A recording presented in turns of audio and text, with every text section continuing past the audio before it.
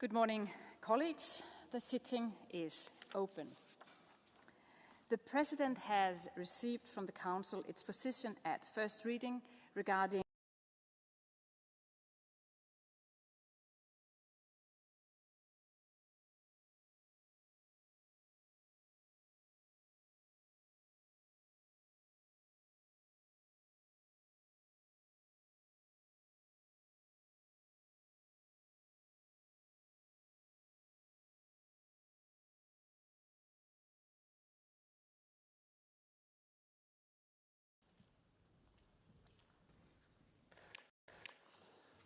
Thank you very much, Madam President, honourable members, dear colleagues.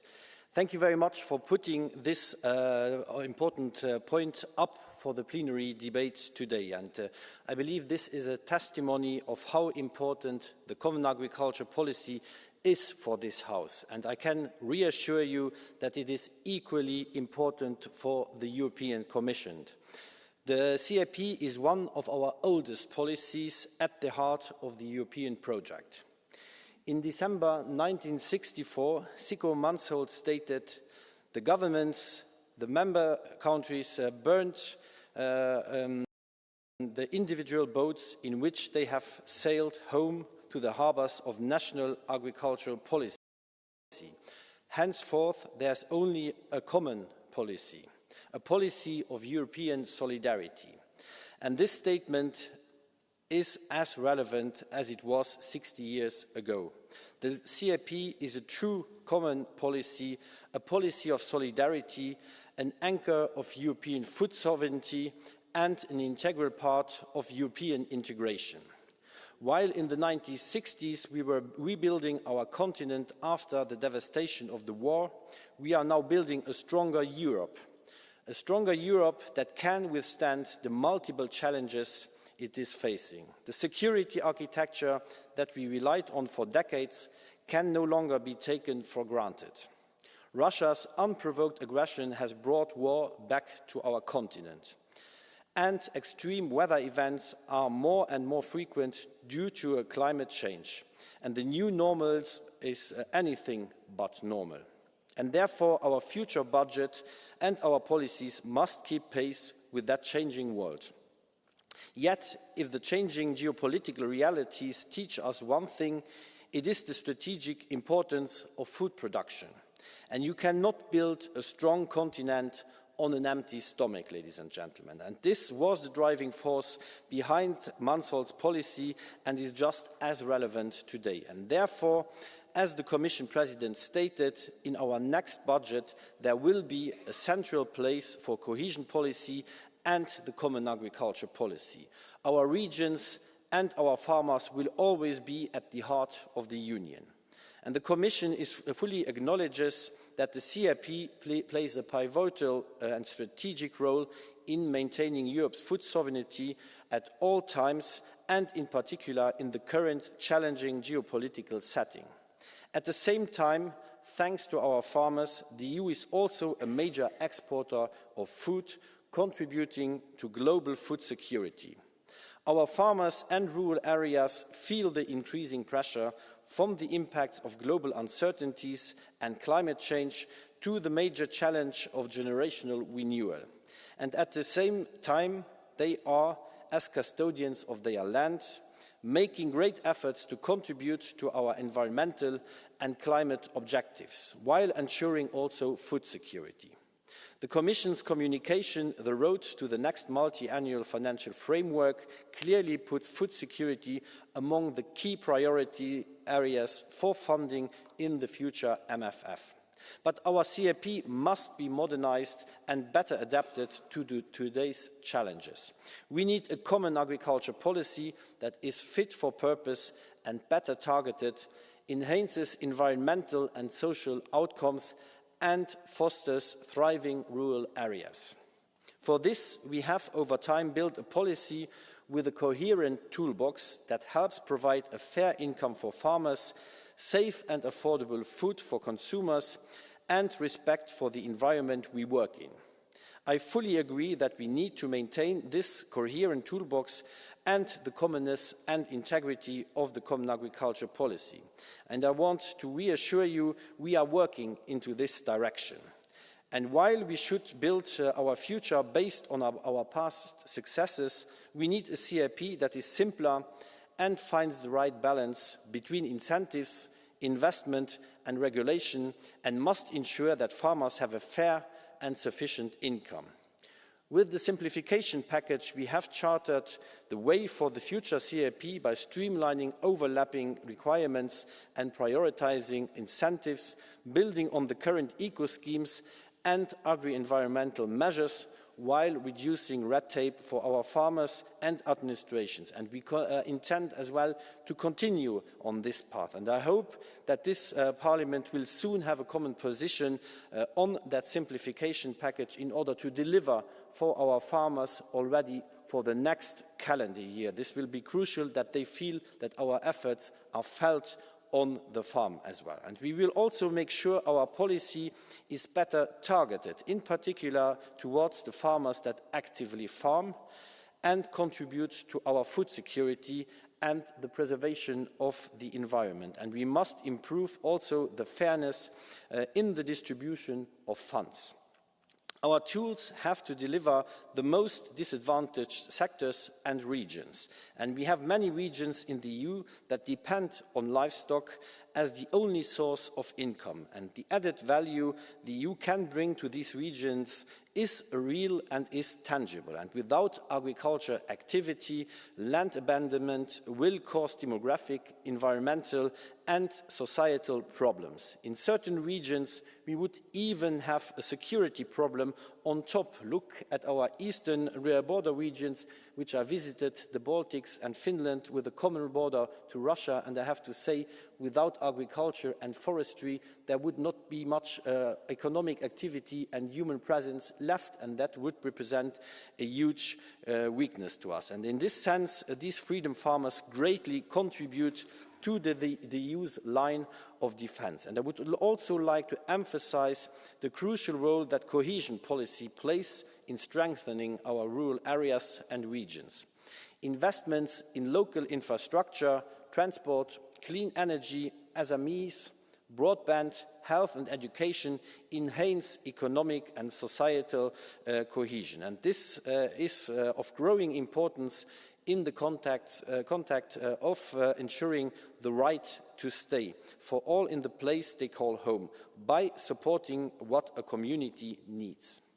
Furthermore, the midterm review of cohesion policy provides incentives and flexibilities for objectives such as water resilience, housing, energy transition, and greater competitiveness and innovation. And it also provides specific incentives to eastern border regions, which face the dual challenge of increasing security and relaunching their economies. And furthermore, with the rising uncertainties due to climate and geopolitical impacts, the EU must continue ensuring an adequate safety net for our farmers in form of a risk and crisis management, and a true unity safety net to alleviate the pressure and de-risk the operations of our farmers and food industry.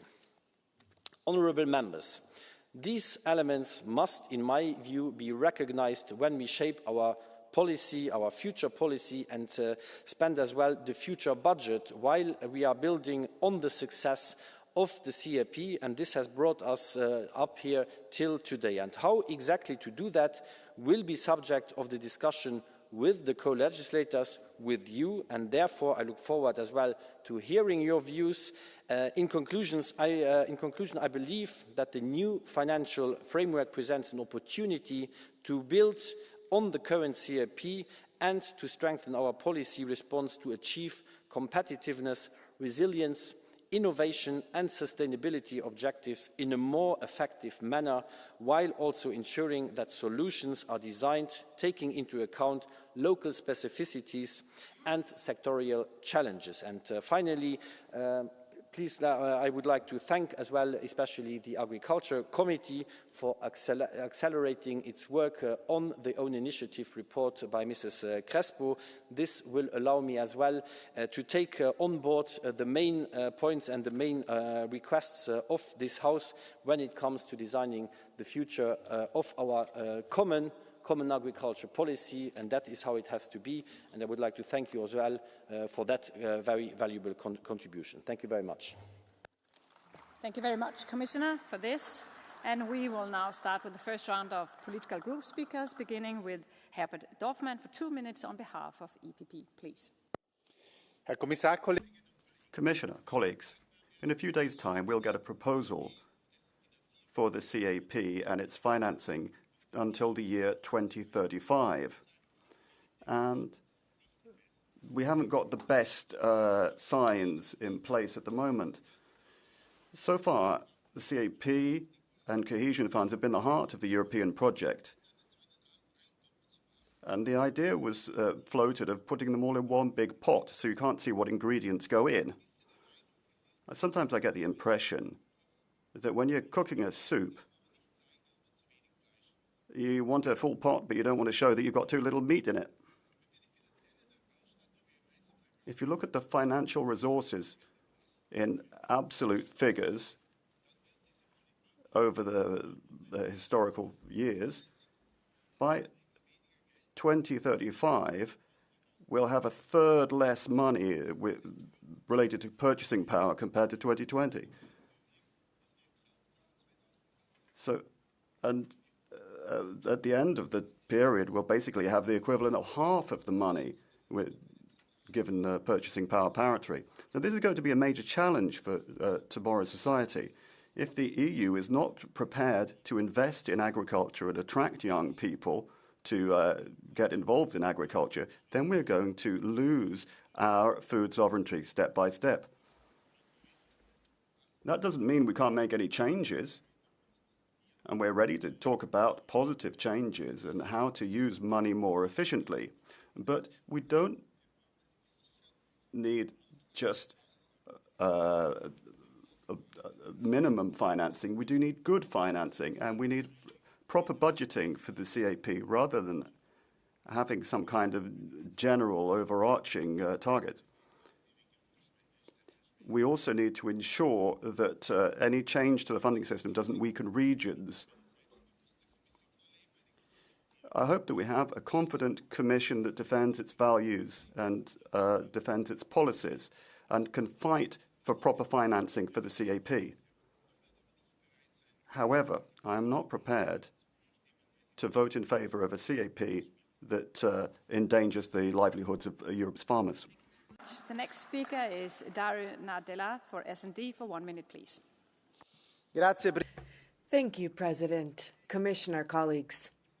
Now, if there were a 15% cut to the CAP, we would have less than 217 billion euro. Messages like that. Pardon me, says the speaker. I just wanted to clarify our concern about a potential cut to the CAP under the incoming MFF. And it appears that we share this concern with the Commissioner. Without resources, the income of our farmers will be at heightened risk. The sustainability of our farms will be at risk.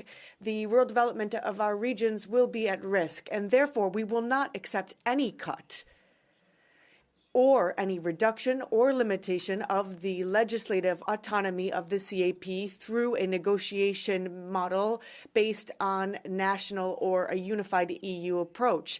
Now, we have been clear. We want sustainable farming. We want to support small farmers. We want to improve the conditions for consumers and for the sectors. That's why we stand with you, Commissioner, in a battle that we are going to have to wage together, because farming is a pillar of European integration. Thank you. Thank you very much. And the next speaker is Raffaele Stancanelli for 1 minute, representing the... Grazie, Presidente. Grazie. Thank you very much, President. Thank you for being with us, Commissioner. Colleagues, on Monday in committee, we voted on the report on the future of agriculture. We voted in favour of more than 50 compromises from the Patriots Group, saying no to a single fund, saying yes to sufficient funding, and yes to simplification. However, we were not happy with the way direct payments will be treated with the 50% for eco schemes. So we wanted to loudly complain about that. Now, there was a suggestion that we could basically not vote in plenary on this and just vote in committee. I think that that's a parliament renouncing to its role. I think that we're in danger of undermining the very idea of supporting our farmers by subjecting aid to conditionalities. What we need to do is to support incomes, and we should remove all of those elements that damage incomes. It's time for the EU to move towards a different policy than the one proposed by the Commission.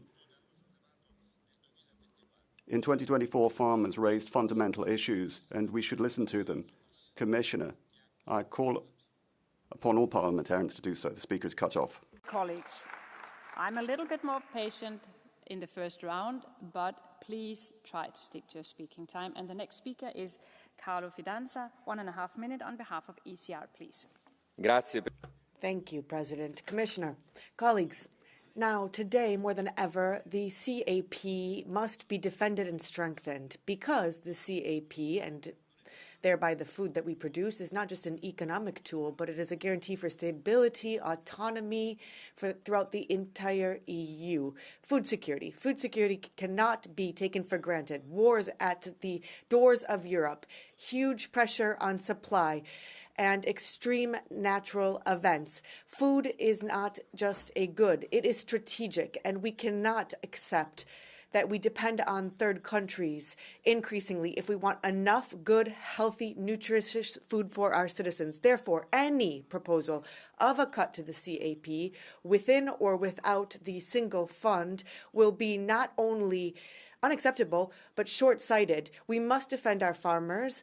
If we don't, we would put at risk our rural areas and give much of our sovereignty to external forces. We want a strong, autonomous CAP that has enough funding, but also one that is modernized and addressed more at those who produce, who are innovative, who has quality products. Those who do not, we cannot have agreements that do not have reciprocity, especially in a context of increased extreme natural events. We need to make sure that we are supporting those who invest in sustainability. This is the CAP that we request and that we will defend, as has been requested by millions of our European farmers. Thank you very much. And the next speaker is on behalf of Renew, Elsi Katainen, for 1.5 minutes, please. Kiitoksia puhemies, hyvä komissaari. Thank you very much, Madam President. Commissioner, this period, I think, got off to a good start as regards farming. The strategic dialogue showed that the Commission is taking the importance of agriculture seriously, but it seems now that the Commission wants to make savings on the source of our food security. We need food security. We need to produce our own food. Farmers find themselves in difficult circumstances now, and at the eastern border of Europe, they're under great pressure. We need stable political conditions at a time where the free trade and double standards are also putting farmers in an unacceptable situation. So we need to create a stable environment. We need to make use of all the possibilities if we are going to ensure that young people still want to take up farming. We must find the right funding. We need to improve training measures. We need to offer prospects for a sustainable future for young farmers. So I very much hope that these will remain priorities in the future CAP. On behalf of the Greens, for 1.5 minutes, please. Thank you very much, President, Commissioner. Droughts, heat, flooding, hail, that's the reality that our farmers are dealing with out there. They are the first to be affected by the effects of the climate crisis and the loss of biodiversity. They have to struggle with unfair prices that are below production costs in many cases.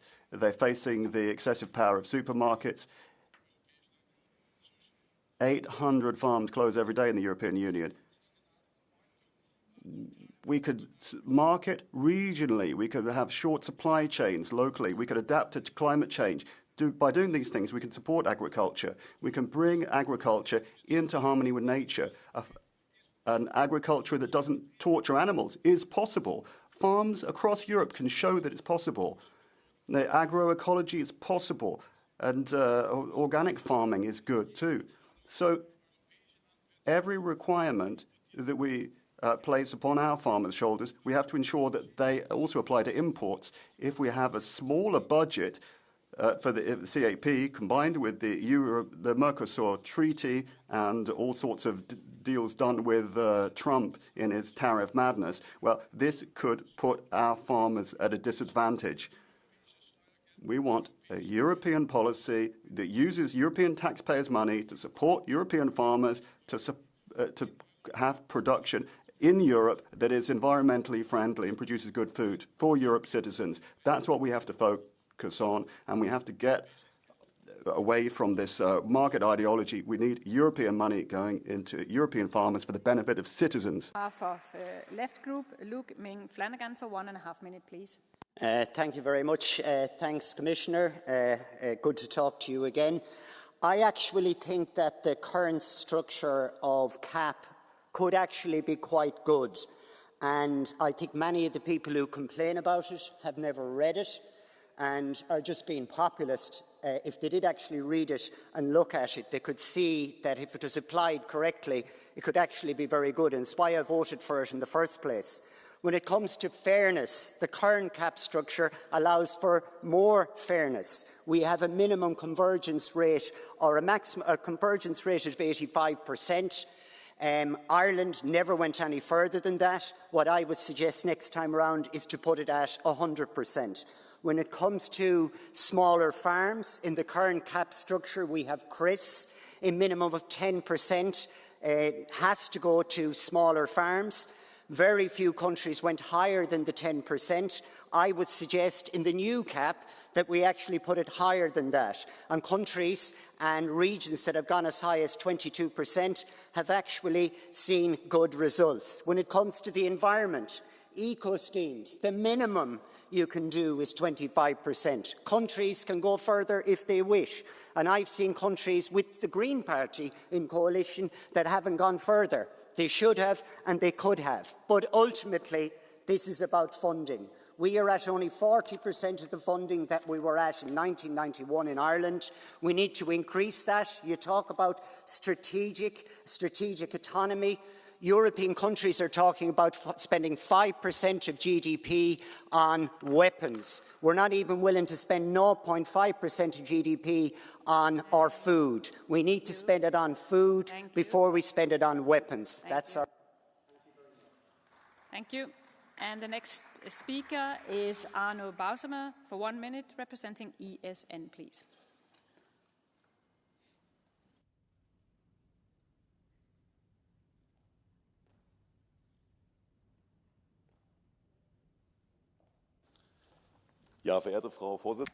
Madam President, Commissioner, ladies and gentlemen, the number of farms is declining and costs for our farmers are growing. This is why it's so important that we have no more cuts in our agricultural policy. Just because we need to supply arms or pay support to green lobbies, I'm sorry, but that's not acceptable. We have to fight back and we have to protest loudly. Farmers should not be the victims of some green ideological dreams. In contrast to your NGOs and dubious associations, farmers are creating value every day, tangible, physical and tasteable value, producing food for 500 million citizens. is only possible if we have farmers who can make a living from what they're doing. If you keep on imposing more and more green requirements and sending money to Turkey or Ukraine or whatever, more and more agreements allowing cheap imports from Mercosur, which are bad for our farmers, we need to put a stop to this. We stand firmly beside the farmers. Thank you very much. So that was the first round. I will now open up for the blue card option, and I will invite you to use it. And the better you are to sticking to a speaking time, the more colleagues will be able to take the floor on the Catch the Eye in this very important debate. So please, dear colleagues. And the next speaker is Carmen Crespo Diaz for 1.5 minutes, please. Muchas gracias. Thank you very much, President. Commissioner, ladies and gentlemen, colleagues, we began our mandate looking at farming in an adequate way. We wanted a strategy for agriculture to simplify all of our rules, to give resources to our farmers, both men and women, and we cannot go back. We cannot go back with an MFF that merges funds. We cannot go back watering down the CAP that has been serving over years to assist rural areas, to give healthy food to Europeans, to export and to create jobs. We cannot go back because food security is part and parcel of the security of the EU, and we need to really reflect that in this MFF. The Parliament has co-decision, as laid forth by the treaties, and we should not give up that prerogative. The Commissioner, yes, we count on your goodwill and of the Council and the Member States to take a decision that brings a revolution to agriculture in Europe, a new revolution. We have to fight climate change, yes, with the circular economy, with investments that mean that we are going to have more jobs in rural areas, and that mean that we have enough water to give and give new opportunities to new generations. No, we cannot go back. We have to start with a new strategic dialogue as started by the Commission and by the Commissioner, and with the support of this Parliament. Thank you. Thank you. The next speaker is Christina Maestre for 1 minute, please. Señor Comisario. Commissioner, I think that you're doing your best, but I think your President's plans are different. Cuts and a single fund. Ursula von der Leyen is in danger of going down in history as the President of the Commission that destroyed the CAP by making farmers bear the cost of the next generation EU. And that is wrong, because it is the farm sector that was feeding us when we were locked down in COVID. It's the farm sector that saved us from food shortages after the war. And that is what has enabled us to be a major food exporting power. Cutting subsidies will mean that thousands of farmers will be left without support, and whole regions will be left without a means of earning money and a future. This renationalisation of the CAP destroys the single market. It's a huge political error. Why propose a reform without waiting for the support of the European Parliament, the representatives of the European people? We're hearing the sounds of tractors outdoors once again, the protests of farmers. So please, just take these ideas out of your head and stand by the farmers. Yes, Mathilde Andoué for 1 minute, please. En tant que rapporteur de... Well, as rapporteur for the Envy opinion on the future of the CAP, I'm a bit worried about this alliance between the Commission and the environmental activists. The farmers have an important job, and they have to have their position strengthened for dealing with the world competition and our tough requirements. The Commission has decided to push through the Mercosur agreement, which threatens the competitiveness of our farmers and threatens their very existence. We need, at the very least, mirror clauses. We need simply to enforce our farmers first, rather than trying to compete against South American farmers who reduce prices to the floor and mean farmers will lose their jobs. So we need to strengthen the CAP. There's no credible CAP without strong borders, and there's no real CAP without putting young farmers at the centre. The Commission is trying to push through the Mercosur agreement, but it should stop doing this and support measures to support our farmers. Onova for 1 minute, please.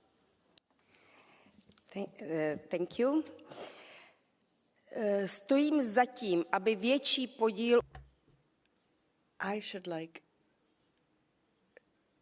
to see a CAP that is further oriented to small farmers, that are stewards of the landscape and contribute to rural life. We shouldn't give subsidies to those who sow thousands of hectares. We will not have enough funds, and therefore we have to be more effective in our spending. We should cap subsidies and verify the links amongst corporations. This should prevent a piling up of subsidies amongst just a few beneficiaries. Let us not be afraid to do that. And for 1 minute, please. Thank you, Chair. Colleagues, when I sought election to the European Parliament last year, it was to make a real practical difference for communities across Ireland through productive politics, not populist rhetoric or point scoring. And being appointed to the Agri Committee and as Renew Europe's lead negotiator on the Parliament's CAP report has since provided me with a great opportunity to reflect the views and priorities of Irish farmers in shaping the next CAP. It wasn't a task I took lightly. I do appreciate that you enter negotiations with one position and can't expect to come out with the same one. But I'm satisfied that large swathes of the vision that I outlined on behalf of the Irish farming community are now part of the final text of our report. We've secured clear demands: an increased budget and retention of CAP's standalone structure, recognition that food security is a fundamental part of Europe's strategic security, less red tape and better rewards for environmental work, and meaningful support for young farmers to promote generational renewal, and much more. This week's overwhelming vote sends a strong message to you, Commissioner, and to the Commission ahead of the upcoming multi-financial framework CAP proposals. We won't stand for a reduced budget or a dismantled CAP, and it would be wise for you to listen and treat our report as a serious signal. Thank you, colleagues. Colleagues, you have to stick to speaking time. Otherwise, I have to close the microphone, and I do apologize for that. The next speaker is Anna Stollenberg for 1 minute, please. Close your eyes and picture a farmer. What do you see? Maybe an old man farming in an old way? Or maybe an angry protester driving a tractor? Well, open your eyes. I've visited many young farmers, and I want to tell you what I've seen. I saw green innovators with cutting-edge technology working on the agriculture of the future. And they had a message for Brussels. They said, give us what we need to build a sustainable agriculture of the future. Give us better access to land and credit. Make it less risky to experiment with new and green ways of farming, such as with different protein crops. And set clear and consistent sustainability goals. If we want to grow the farmers of the future, we must plant the seeds right now. And Commissioner, your budget can do so. Thank you. Thank you very much. The next speaker is Aras Saidi for 1 minute, please. Merci, Madame la Présidente. Madam President, Commissioner, you'll always find me by your side when it comes to making ambitious ideas for the CAP. Public support guaranteeing a dignified income to our farmers, guaranteeing food sovereignty across the two pillars of the CAP, both incomes and rural development. But I'm worried that an injustice is being done. 80% of the aid goes to 20% of the farmers. Debt is growing, and there is a lot of problems for those who work the land. We want a fair solution. It should not simply recompense size, but active farmers. We need to be particularly sensitive to the needs of small and medium-sized farms. And we need to ensure that young people could become new farmers. And we need to find ways of dealing with high levels of indebtedness in the sector. We refuse seeing the CAP as being an adjustment variable for the free trade agreements like Mercosur. We cannot decide on strict rules here and then import meat from abroad where it's a result of the deforestation and excessive use of chemicals. We want a fair and virtuous CAP. Thank you very much. Next speaker is Sarah Knafo for 1 minute, please. Madame la Présidente.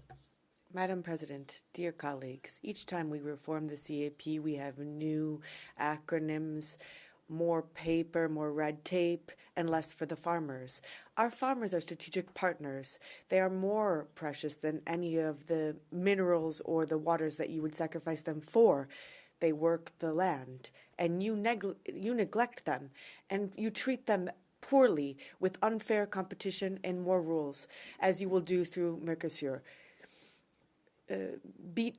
Sugar beet, and yet you are going to import 16 million tons of sugar.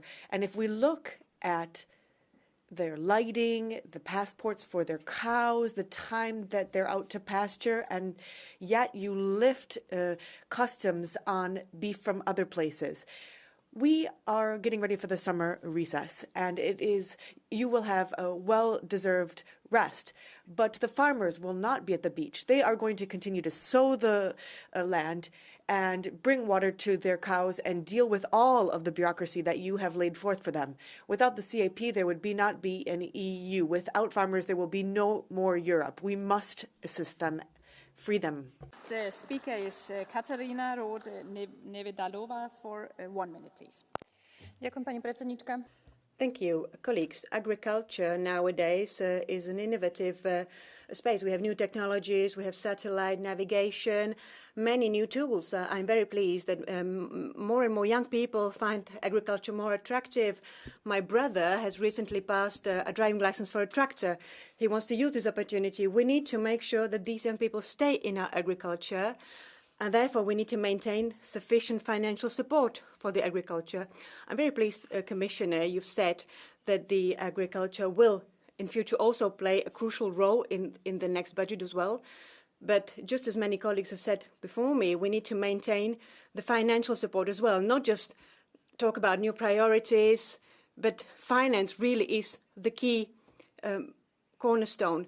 We need to make sure that direct payments are equal and fair, because even after many years of being part of the EU, we do not, as Slovakia, reach the same level of direct payments as some other Western European countries. We need to make sure that also imports are fair.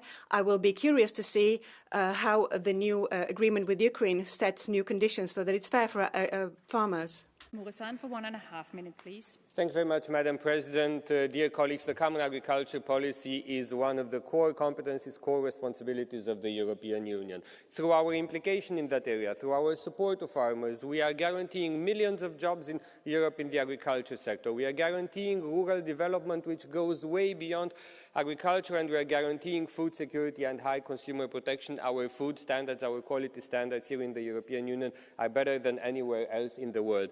And let me say very clearly, in times of multiple security risks that we are facing from autocrats around the world, there cannot be national security without food security. Food security is now more important than ever. Farmers have faced difficult recent years. They made more efforts. They faced more pressure. They are doing more to protect the environment. They are the first victims very often of extreme weather conditions. They are facing price volatility. They are facing high inflation, and they are also facing a shortage of labor force. We're asking more for them, so we have a duty to do more for them as well. It is in our fundamental interest. It is in the fundamental interest of the peoples, no matter the sector that they are involved in. This is why this European Parliament has a clear position, Commissioner, particularly now at the beginning of the negotiations on the next 7-year budget.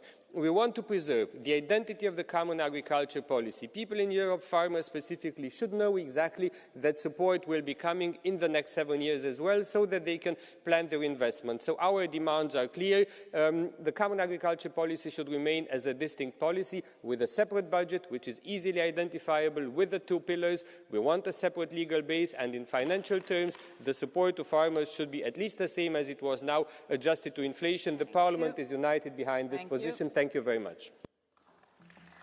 Thank you. The next speaker is Andre Rodriguez for 1 minute, please. Senhora Presidente. Madam President, Commissioner, we're running a risk here. We might find a CAP that's little more than an acronym. If you look at the budget, it's threatened to be cut and it could be put in national hands. This threatens the incomes of thousands of farmers and their families. It threatens our food sovereignty and our territorial cohesion. We need to respect the people who work the land. They need to give them a stable, reliable income that's indexed so that the CAP doesn't end up having hidden cuts within it. We can't allow the CAP to carry the full weight of the just transition and allow farmers to be exposed to the effects of climate change. So we need to support small and medium-sized farmers. We need to guarantee that POSEI is continued, which is essential for outermost regions like the Azores. We need less, having less rules and less support means an abdication of responsibility. Thank you very much. Thank you. Thank you. And the next speaker is Maria Borras-Pabon for 1 minute, please. Señorías. Ladies and gentlemen, members, Commissioner, what was the first lesson that we learned from the pandemic? Without farmers, no food. Without food, no Europe. And therefore, farmers, when they needed us the most, 5 years afterwards, the Commission is thanking them by cutting the CAP. There will be interest for a European fund, and yes, von der Leyen is tightening the belt, but what is happening? What we can see is that there is a political force in this hemicycle that is not giving in to green lobbies. We will fight for every livestock farmer and every farmer. From Vox, we are going to be supporting a strong CAP that will be aligned with inflation, that is free of the Green Deal, one that is useful, productive, fair, and one that is fair to those who feed Europeans, because those who say the future will be green or it won't be, there will not be a future, and I would say the future stands with our farmers. Sure. Okay, Miss Ana Miranda Paz, seat 186, please. Buenos días, señora diputada. Yo quisiera preguntar. Madam, I'd like to ask whether you've actually seen a cow in your life. I'm asking because sometimes I get the impression that you're just talking for the sake of talking. I am a grandchild of farmers. Thanks to my grandmother's cow, I was able to study. And sometimes you seem to be speaking from complete ignorance. So my question to you is, have you ever seen a cow? Well, yeah. I think that there's a clear answer to your question. I've seen many cows. I've been to a lot of farms on a weekly basis. I've gone to a lot of farms. I'm sure that those that are here crafting legislature, perhaps you haven't been there. In fact, you're crafting this legislation without going to see the farmers. And we wouldn't be implementing the Green Deal if you had gone to farms. You can see the tractors in the street. They are speaking out against these policies, and you're in your offices. The speaker is cut. Thank you. The next speaker is Bert-Jan Rausen for 1 minute, please. Dank u wel, voorzitter. Thank you, Madam President, Commissioner, colleagues. In a debate like this today, I think it's important for us to realise that agriculture is a unique sector. It works with and in nature, and we all know how capricious nature can be. And farmers provide us our daily bread. The founding fathers of the EU understood this very well, and it's no coincidence that there is a complete article dedicated to agriculture in the treaty. What do we need then in order to secure the very important role of agriculture for the future? I'm going to mention 3 points. First of all, we need to have a robust and earmarked agricultural budget. We need, secondly, to have a level playing field. And thirdly, we need workable rules. I'm thinking in particular of the need to review the Nitrates Directive. Parliament has already commented on this. And we also need to cut back reporting requirements. We have made our farmers too much into accountants, and a farmer ought to be able to be just a farmer. Thank you. Thank you very much. Og den næste taler Asger Christensen.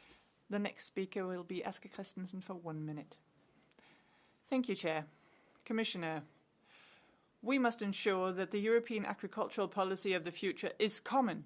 The CAP should remain one policy with financing at EU level, with level playing field that protects the single market and prevents a dangerous renationalisation. We must also ensure a realistic green transition where climate and environment go hand in hand with food production and competitiveness.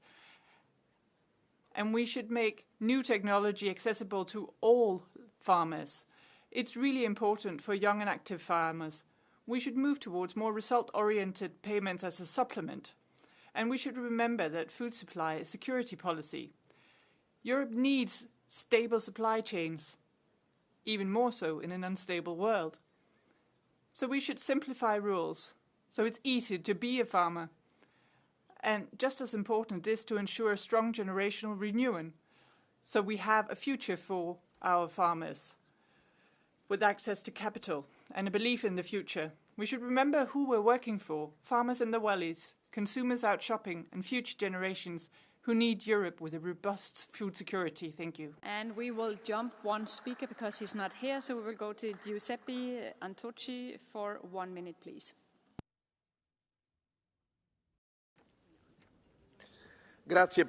Thank you, President.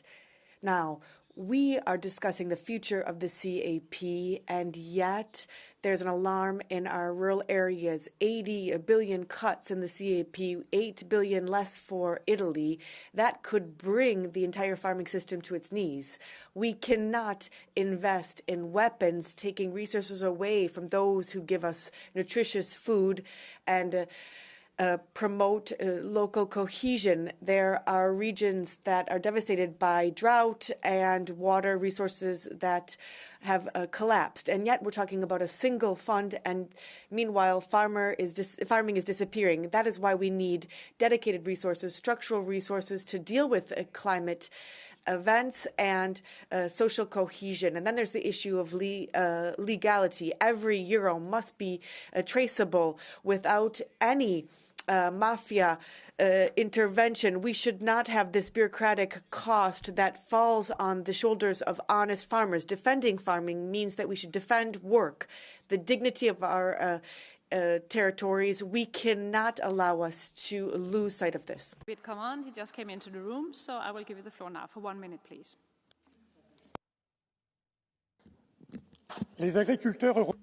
Europe's farmers are dying. Our farms are disappearing.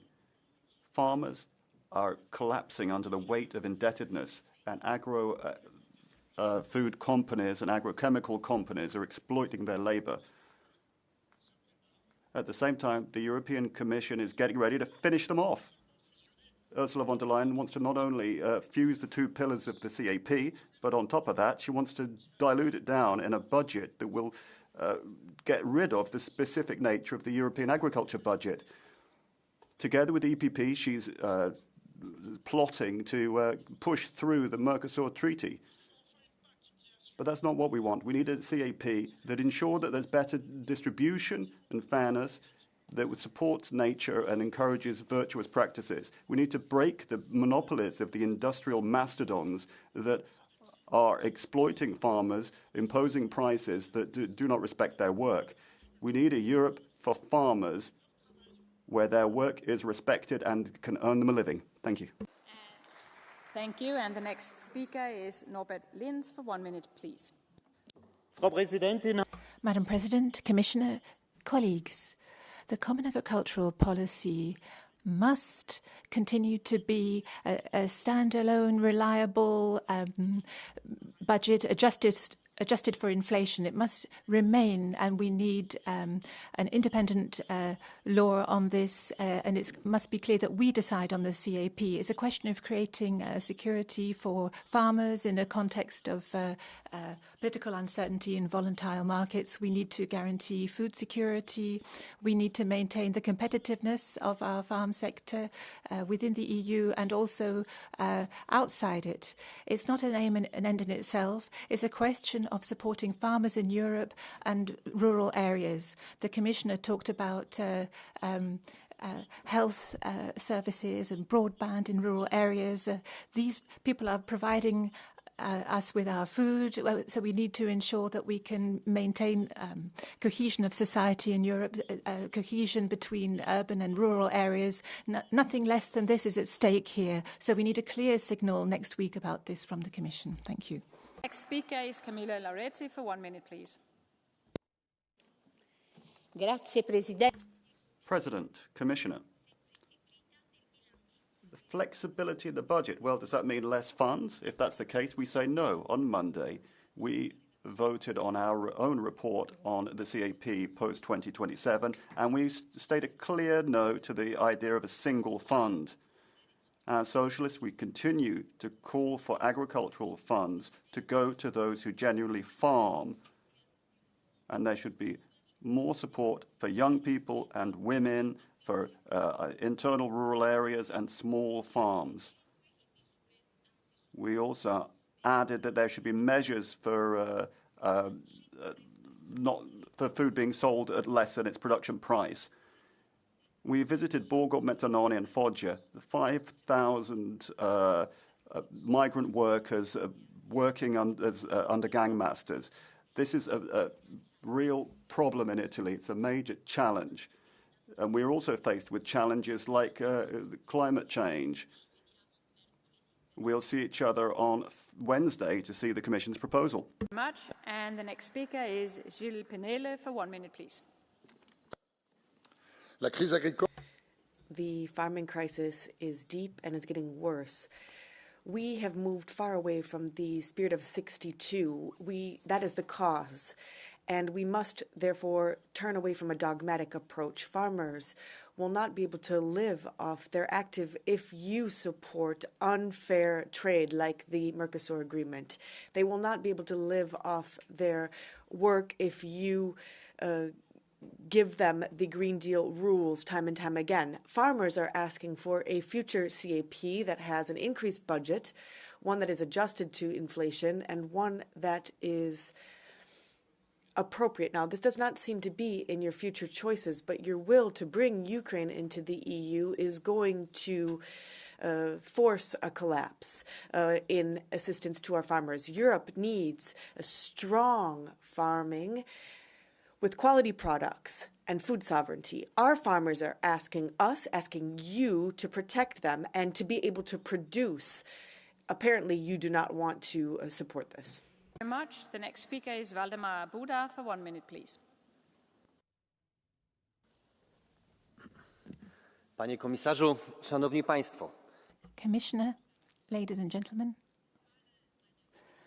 all of the preceding speakers have talked about doubts and fears, and we see that you, Commissioner, might be the person to open the way forward to something that your predecessor prevented. Do you want to go down in history as the person who accepted the unfair competition from Mercosur and from Ukraine? We've seen the farmers' protests in the streets. We have to force the Commission to take action. We all have our doubts about this new direction of things. Next week, really important decisions have to be taken. So if you have doubts, you shouldn't be supporting Ms. von der Leyen's Commission. Do you really think that we should be importing food from all over the world? We might be surviving now, but next year, perhaps some of that food from outside Europe won't be able to enter our region because of blockades or embargoes. Has COVID taught us nothing? Surviving on food from outside is no solution. We are giving a yellow card today for the von der Leyen team. The ambition of the Commission should be considerably higher. The world is changing and the EU has to change too. The speaker is Christine Singer for 1 minute, please. President, Commissioner, The next CAP has to achieve a lot. It needs to maintain the diversity of our farms. Europe has strengths in different regions and on our farms. Food security is created day by day, generation by generation. Food security means independence, full stop. No region, no farm can be left behind. Whether we're talking about agrarian farming or livestock, we need to look across all of the different types of farming. We need to particularly look at livestock farming. And we're doing a lot for creating protein crops and protecting the soil. But after 2026, if we do not steer all of this correctly, we are abandoning the farms that make all of this work. When we lose farm structure, then the farmer doesn't just lose an income, but it loses a sense of reality and a future. Do you want to take it? A blue card from Mulacic from seat 590, please.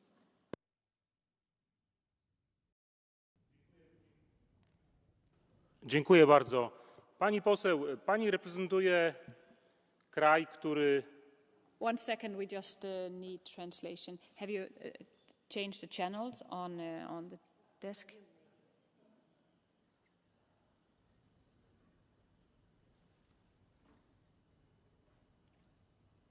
Thank you. Please. Pani poseł, zwracam się do pani jako przedstawicielki... Madam, you represent a country that supports the agreement with Mercosur. You represent a country that is in favor of a free trade agreement with Ukraine.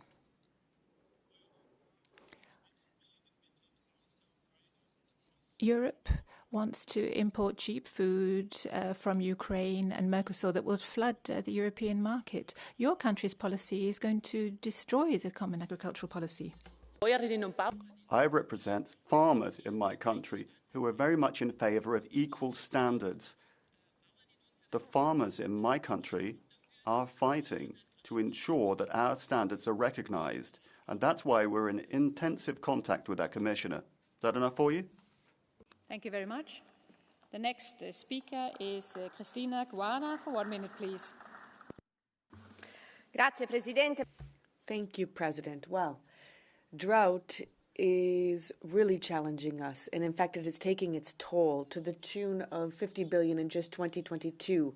5 million farmers who have been brought to their knees because of a lack of water, and harvests have collapsed. Our soil has been degraded. Biodiversity loss is accelerating. Now, this is the new climate change normality in Europe, and you are now complicit in it today. Those who truly work the land and care for it are not recognized for that. Those who provide for us a living soil that retains water and the biodiversity that is necessary to produce food, which is a common good. This is what they're doing. These are our true farmers, the stewards of our future, and they must be supported. Now, in the near future, we will be introduced to the new proposals for the CAP. We need concrete, stable, accessible tools, and this strategy has a name: agroecology. Commissioner, let us stop chasing the interests of those who refuse to change and finally build the agricultural policy that protects us and protects those who protect us. Thank you. Is Konstantinos Alvanitis for 1 minute, please. Madam Chair, Commissioner, it's very important for our farmers and all citizens to have a strategic orientation of the common agricultural policy. For distribution of the European funds, I wouldn't propose to Mr. Weber and to you, Mr. Commissioner, to request the software of conscientiousness and sense of duty of Mr. Mitsotakis from Greece. The common agricultural policy is a basic tool for financing the production of food. But for us, the Greeks, men and women, and the European citizens of the South is a determining factor in order to face the enormous demographic problem. What common agricultural policy do we want? We have to maintain a separate line of the budget of the Common Agricultural Policy so we don't reduce the budget. We need to change the direction of the funds and the policies of the Union related to the production and to encourage production without taking away funds in order to rearm. We have to take care to support mountainous island areas and to support the traditional methods of cultivation friendly for the environment and coastal fishing. We were against the Mercosur agreement, and Mrs. von der Leyen didn't take the approval for that from the European Parliament. We need an adaptation for the climate for the fund. These are the proposals of the left. Speaker is Daniel Buda for 1 minute, please. Domnule comisar, Commissioner, the CAP budget must remain a separate one. It must in no way be diluted into other policies, and under no circumstances should it be cut. Touching the CAP budget today means weakening the very backbone of the European Union. This policy is not about subsidies. It's about food, safety, and the future of European villages. And today, these villages are slowly dying. 800 farms disappear every day, endangering our food security. Today's young farmers no longer believe in us. If we cut the budget, we will accelerate the abandonment of European agriculture. Our villages will become open-air museums, and we will import pesticide-laden food from third countries. This is why I ask you firmly today and clearly, the CAP budget must remain separate, must be financed adequately, and it must be guaranteed post-2027. This is a red line, and who crosses this red line is responsible for the breakup of Europe. Thank you. Next speaker is Vytenis Andriukaitis for 1 minute, please. Thank you so much. I will speak Lithuanian. Commissioner, I'm really grateful to you for an excellent visit in Lithuania and an excellent dialogue with our farmers. I would like to testify to the fact that both you and our farmers are in favor of a progressive, sustainable, equitable and perspective agriculture. Thank you for all your initiatives. But we need a separate budget line. Any fragmentation of the budget would weaken the CAP. We need a larger budget. Colleagues were right about our insufficient attention to our farmers. We should accord adequate financing in the next multi-annual financial framework. We also need to support young people. We need more innovations in agriculture in order to attract young people to the farming sector. We should also make equal all direct payments. It is an old promise. Commissioner, we have to do this because it is a matter of social justice. It is a matter of solidarity in Europe. Thank you. 1 minute, please. Madam President, Commissioner, the CAP is in our DNA. It is a spirit. The spirit of the CAP is that of the First Nations of Europe that wanted to create an area of peace. Their spirit is the spirit of the CAP. Since 1962, this has been the spirit that has accompanied farmers in their lives with the guarantee of a fair standard of living in exchange for feeding the European people so as not to depend on third countries. Now the CAP choice is the Commission's choice is not to increase the CAP budget. That is against the spirit of the CAP. Instead, they're going to be financing the direct competitors of our farmers with 15 million euros being paid to South African wine farmers. That goes totally against the spirit of the CAP. You have revealed that your CAP policy is just making time and not moving forward. Mr. Bellato, so we go on to Benoit Cassard for 1 minute, please. Monsieur le Commissaire. Commissioner, colleagues, investing in defense, yes, but farming is our main line of defense. No soldier can fight on an empty stomach. Therefore, we have to have a solid farming policy and avoid nationalization of said policy. We must maintain a common policy so as to not weaken the internal market and our competitiveness. If we want to be able to motivate our young people to take up our farms, we need to have more income with more consistency amongst our farm policies and our trade policies. European standards are the highest in the world. Let us protect them and let us avoid unfair competition like environmental dumping. Reciprocity of our standards in free trade agreements is a non-negotiable. Let us come back to the community preference of the founding fathers so that we have an efficient farming system. Thank you. Thank you very much. And the next speaker is Martin Häusling for 1 minute, please. Colleagues, we need to spend our money better. That's what we've been saying for years. We've been just giving money in exchange for owning land, but that's not the point. We should be giving money to people who are doing something for the environment, for biodiversity. We need a strong second pillar. We need rural development. We must have healthy infrastructure in rural areas so that you can have traders, bakers making their lives there too. And also we need to encourage young people to take up farming. What do they need? They need capital and they need access to land. And above all, we need support for disadvantaged regions. That must be the aim of the CAP, and that must be what we work together to achieve. What we shouldn't be funding is intensive livestock rearing. What we shouldn't be funding is farming that's based on genetic engineering. We don't need patents on genetic engineering products. That's not the way forward. Commissioner, don't just listen to the farmers' associations. Listen to the results of the strategic dialogue, and that will take us forward, not backwards.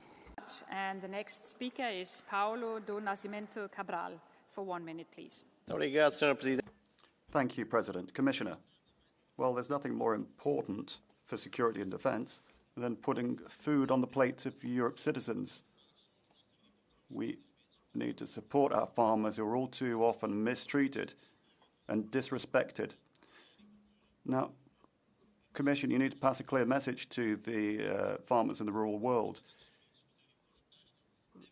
Farmers provide food and a lot of other services, and they need to be incentivized rather than regulated. We need a robust budget, and 0.36% of GDP goes on this major public good. Attracting more people to the sector has to be a priority. We need to do that with research, innovation, and digitalization. But we do need European support. And I'll close with POSEI for the outermost regions. It hasn't been updated for more than 15 years. So we now need this support to be updated for the farmers of the Azores. Please. Domnule comisar, Commissioner, colleagues, the CAP after 2027 should first of all be fair. It should be a policy that's responsible towards all farmers. Thank you, Commissioner, for the talks we've had, and I hope you come to my country, Romania, and discuss directly with our farmers over there. Because here's what they want, and I represent them here. First of all, there's an unfairness, there's an imbalance between regions in the west, in the east, in the north, and the south of Europe, and this leads to less confidence in the European project. It's not just about incomes, it's about cohesion as well. And I think, Commissioner, we've seen very clearly that it's a red line for us. We need a standalone budget for CAP. We need generational renewal because farmers are getting older. We need to support small farmers with direct funding instruments. And of course, we should cut down on red tape. And I do believe, Commissioner, that we need to build a strong, viable, united European agriculture. But in order to do this, we need to place farmers at the center because they know best. Is Tone Diepeven for 1 minute, please.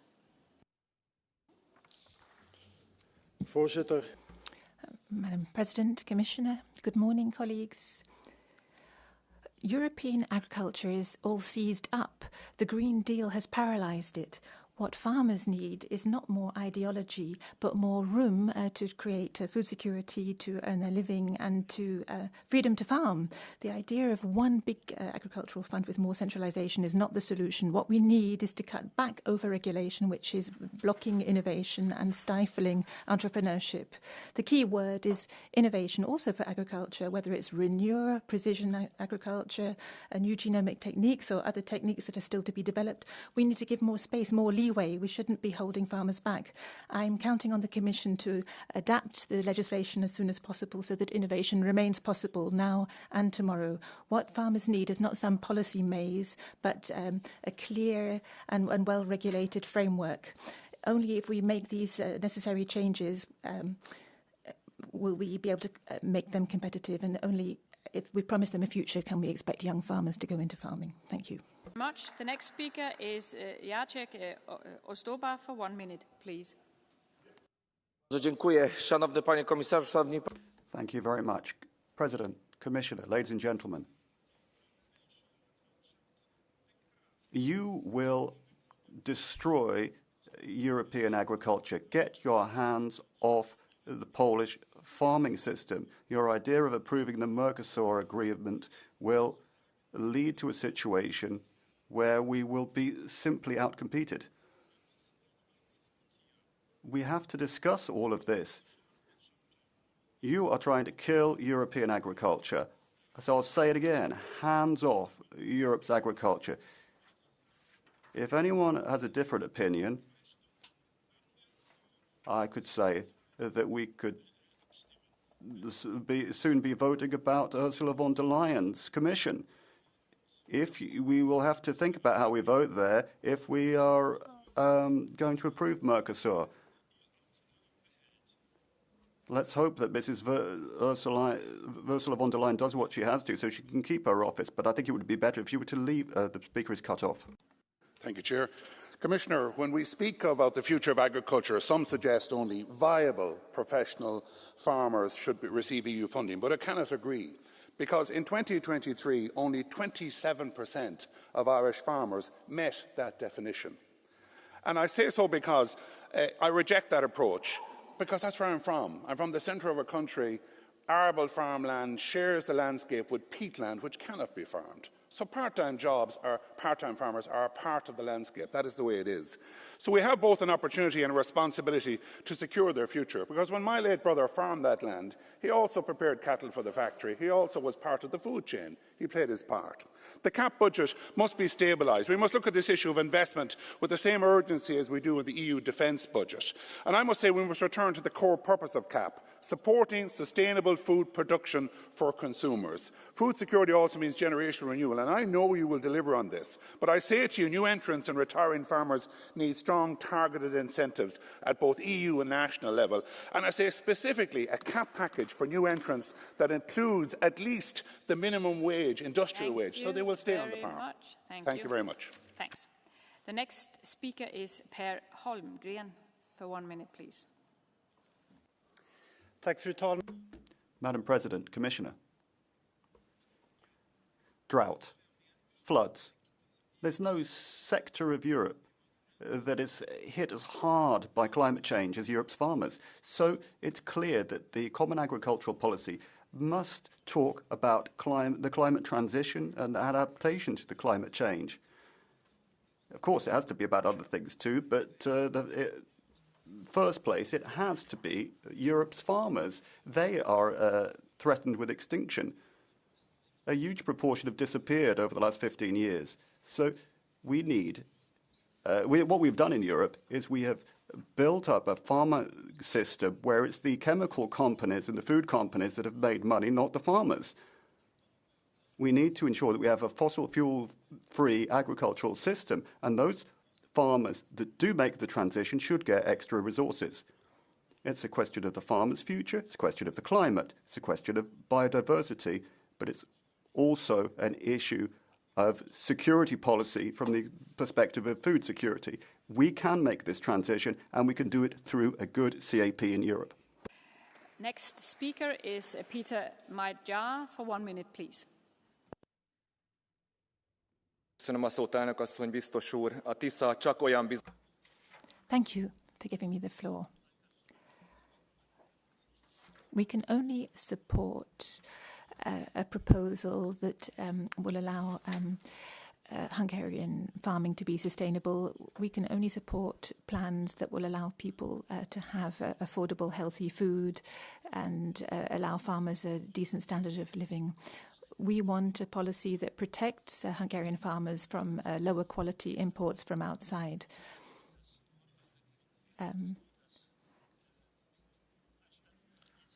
What we want is to have modern farming developing in Hungary as the party of small farmers. We want to protect our world-leading agriculture. We will not allow it to be destroyed by pests and disease, and we will not starve it of funds. We will only be able to support a policy that will have a separate budget, a full fund of its own with sufficient resources to do its job. For 1 minute, please.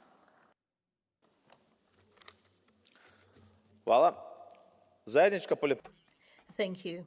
The CAP is a key pillar when speaking about European food security, about our future of our production and the sustainability of agriculture. It plays a key role in maintaining the rural areas, but now all of this is under threat if the announcements of the Commission regarding merging the CAP with other financial instruments comes true. This is not a review or coordination. This is not a technical issue. This is a decision which, if carried out, will endanger our agriculturists and also our consumers. And this is all coupled with the Mercosur agreement, where the agriculture is linked to other sectors, and this threatens the sustainability of European agricultural production. So I appeal on the Commission not to endanger one of the most important policies for the European Union, and to secure a single and stable budget for the European agricultural policy, because we need it. For 1 minute, please.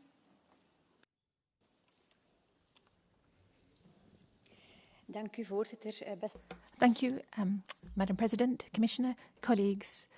The CAP must place farmers at the centre, not bureaucracy. Our farmers need less unnecessary red tape, less dogmatic rules, and they need more confidence, more trust. Let them focus on their core business, which is to provide us with the best possible products. We are calling for genuine support for innovation, new techniques like Renure and new genomic techniques, the NGTs, must be fully developed and applied, because that is what will make farming more sustainable and more efficient. Also, fair competition is essential. Products from outside the EU must meet the same standards as the ones our farmers produce. We have to be very careful about this in our trade policy. And we shouldn't ban plant protection products unless there are viable and affordable alternatives, because that would just be unfair. Finally, we need to get rid of the Green Deal. Green ideology is is going to dismantle our farming, is going to bury our farmers. We need food security and an honest and hopeful prospect for the future. Michael Wiesik, for 1 minute, please. Thank you, Commissioner. I welcome your proposals. I like the support for young, small and medium farmers, rural development and making farming more attractive, setting fair prices and fair rules for third countries, but I'm afraid it won't be enough. Let's realize what the real world looks like. In the real world, the climate change after 2027 will be worse than now. We will be facing more floods and droughts, more blackouts and lack of commodities. It's necessary to prepare for such situation, but we are not doing that. In contrary, we are weakening green measures for soil and biodiversity. We support status quo rather than new sustainable processes. We are making inevitable measures voluntary, weakening them in the process, which is damaging and dangerous. Lastly, lenient rules and confidence have often been abused for subsidy fraud. Slovakia has unfortunately bad experience with that. I'm worried that further loosening of rules might lead to a new wave of stealing and inefficient use of public European funds. Let's live in real world, please. Thank you. The next speaker is Jessica van Leuven for 1 minute, please. Thank you very much, Chair, Commissioner. The current form of the Common Agricultural Policy was started by Sikkel Mansholt, a Dutch visionary that reformed agriculture in Europe. And now we are at a crossroad for agriculture in Europe again. On Monday evening, with the vote in the Agricultural Committee, we sent a very strong signal to you, Commissioner. A clear signal for an independent, separate agricultural policy under the responsibility of the Agri Committee, for simplification and reduction of bureaucracy, for strengthening agriculture as a strategic sector for food security, for empowering farmers within the supply chain, for ensuring future for our young farmers, because those were the reasons that farmers took the streets. And we have taken their concerns very seriously. We listened to them, we stood up for them. But this is all now at stake. Losing a separate CAP budget threatens the survival of thousands of European family farms and puts European food sovereignty at risk. So, Commissioner, you are our only hope. Don't let this happen. The CAP is the very heart of the European Union. So let's reform Europe together. Thank you. Thank you very much. And the next speaker is Zaba Dümüter for 1 minute, please. Hansen biztos úr kedvenc kifejezésével élve van egy elefánt. Commissioner, President. Well, Commissioner, you say, well, we hear all the time that there's an elephant in the room. And the real question is whether you seriously think that the agricultural budget should be reduced. We've heard about a reduction of 20%, and besides that, we've heard all sorts of fine words about support, about justice and fairness, but we all know exactly what that means in practice. It means that people who are currently receiving support will not receive it in future. The area payments are at risk, and we know that the concrete proposals will only arrive at a later stage. But, Commissioner, I wanted to ask you, is it true that agricultural funding will be brutally reduced, and if so, by how much? Is Céline Imad for 1 minute, please. Merci, Présidente. Thank you, President. Commissioner, the CAP are the roots and the wings of Europe. 60 years from its outset, it is all the more strategic, where we know that a food alarm is used by the powers of the world. It is a pillar and not just an adjustment line in an Excel table, and it will not survive a 15% decrease. Support for farmers should not be pitted against a building of roundabouts. You are the Commissioner for Farming, and you have, with the Green Deal and with the announcement of the simplification, you have shown that you are smart with the cross-cutting approach that is different from the president of the Commission, who would like to save 5.4 billion from the LIFE program now, that is sapping our farmers and the protection of the environment. In my region, we have seen that there are demonstrations that are banned against law enforcement with Palestinian flags and LGBTQ flags. It would be much better if we use this money for our farmers. So, dear colleagues, we have now reached Catch the Eye, and I have far too many requests. So I will have to choose, and I will favor those of you who have been present during the whole debate. And we will begin with Gabriel Mato, seat 35, please. Gracias, Presidenta, querido. Thank you, President. We all agree on a key message. Without agriculture, our future is at stake. Without an appropriate financial framework for it, if this is true of Central Europe, when it comes to the most remote regions like the Canary Islands, the situation is even more pressing.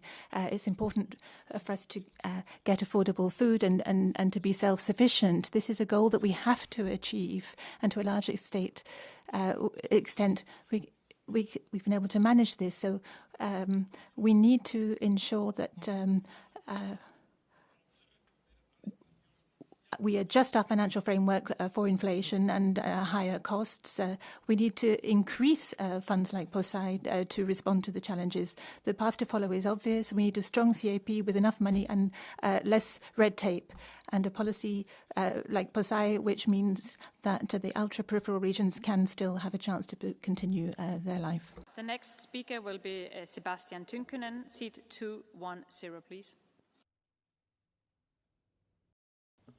Arvoisa puhemies, Madam President, Commissioner, the Common Agricultural Policy is supposed to concentrate on ensuring food production can be profitable. But what is the priority of the EU in the text? Is it food security? Or is it incomes for farmers? No, it's about the Green Deal. It's about using the agricultural sector as an instrument for ideological climate protection measures. In the Commission's text, you can't read more than 2 sentences without hearing something about the Green Deal. The Green Deal is no advantage for farmers, it's a burden. And this burden is being borne by the shoulders of all European citizens, not just the shoulders of the farmers. We'll see less food production and increasing prices. After 2027, the CAP needs to set the right priorities. Let cows and fields grow and get rid of the green stuff. Thank you very much, President. Commissioner, if there's one thing that we can say about the CAP over recent years, we have seen that it benefits the big corporate farms to the detriment of our small farmers. And that's the case with the data from Galicia. Since 2009, 2,000 farms have closed. There's been an increase in bureaucracy, lack of flexibility, and it's been tough for generational renewal. So no surprises. In Galicia, we have seen that there is cellulose factories and putting an end to the most productive farmlands in my region. So we would like, and then there's a Mercosur agreement, which is going to be devastating for our farmers. What future can we have if we don't have a CAP that has enough funds, where it's reduced for weapons, less weapons, more farming? Zakaria, seat 846, please.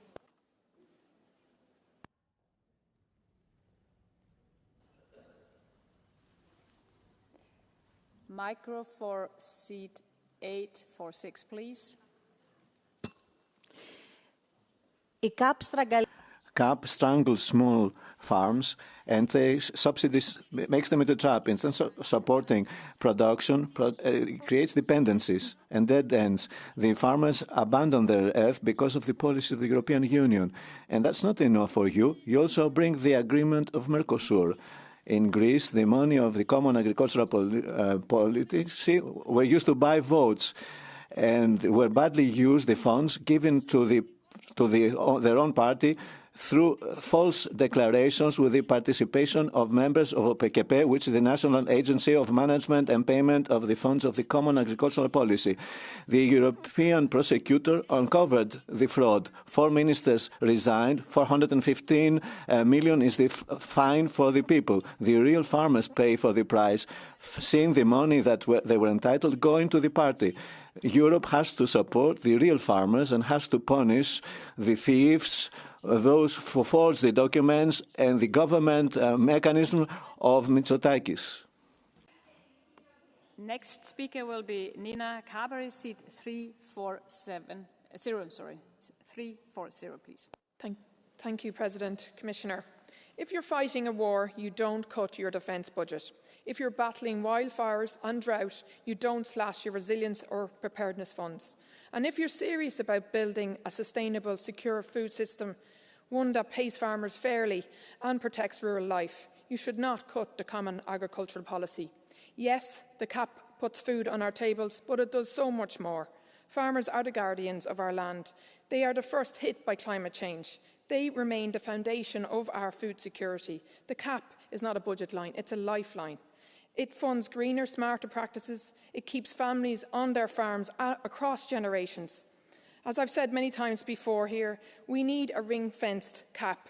We need an increased CAP, and we must invest in our young farmers, because without them, without the next generation, there is no future. Thank you. Thank you very much. And the next speaker will be Arkadiusz Mulaczyk, seat 590, please. Dziękuję bardzo.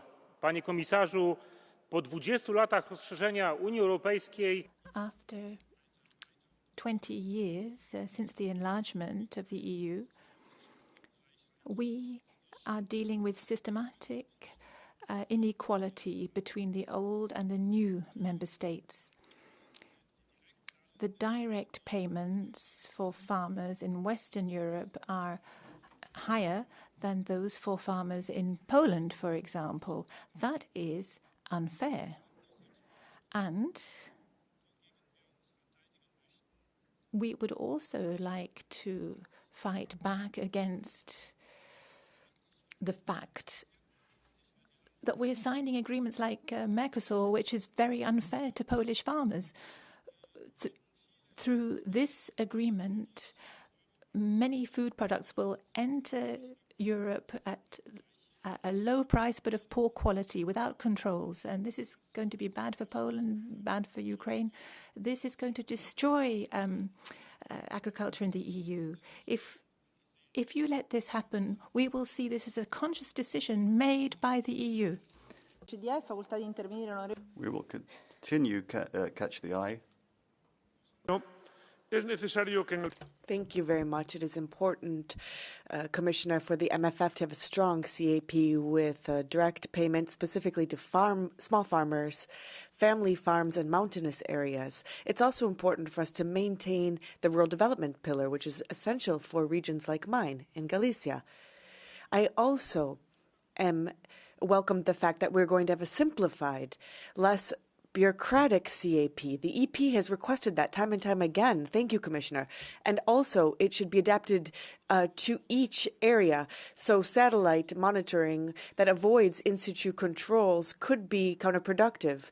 In Galicia, where we have small farms, we have seen that there have been major errors in monitoring. That means that farmers have had allegations brought up against them, and then they have to defend, and that's more bureaucracy. Therefore, we need to have a flexible CAP.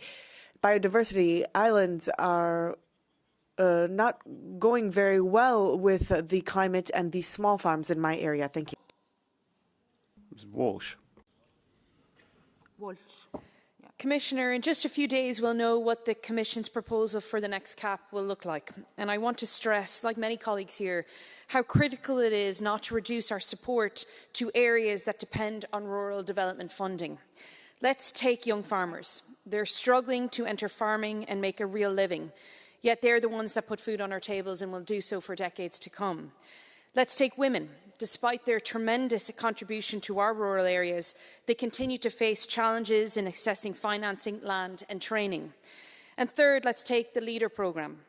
Their community-led projects are essential for local development and rural employment, but they see their funds being threatened. And I agree with what my colleague Mr. Buda said earlier.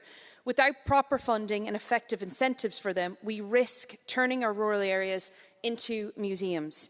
And we cannot afford to leave them behind and still expect a thriving rural economy. So let's help them. Let's show that being risk-averse is not right now. Let's show them that we're there for them. Thank you, Commissioner.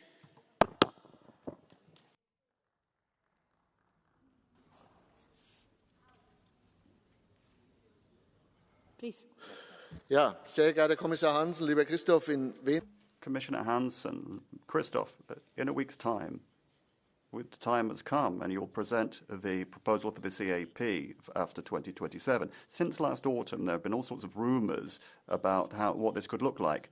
Our farmers face huge challenges. We have heard enough about those, but we cannot leave them alone to face this. So we need a strong, independent agriculture budget with enough resources behind it. Agriculture, not defence, is one of the hearts of EU policy, and we need to simplify. I was elected as a farmer to cast my vote here in the European Parliament and raise my voice, I'm not in favour of a restructuring of agricultural policy. As farmers, we have shown that when we do not agree, that we're not to be messed with. Thank you. The next speaker is Nicolau Alovanos. Rusfetia, exagora. Buying outs, clientelism in the Organization for Payment of the Funds of the European Union, PKP, and the Common Agricultural Policy is making the farmers kneel. And the New Democracy and the previous governments who implemented these policies, finally the funds are separated from the agricultural production. We have scandals everywhere in the European Union. In Greece is a scandal where politicians, members of the government, various people are involved, and they try to legalize the Common Agricultural Policy that was against the people. And we want to see who are responsible for those who are involved in this scandal. And they have to return the money to the farmers who are suffering under the Common Agricultural Policy of the European Union and the anti-farmers policy of the government. Thank you very much. That concludes Catch the Eye. Commissioner Hansen to close for the Commission.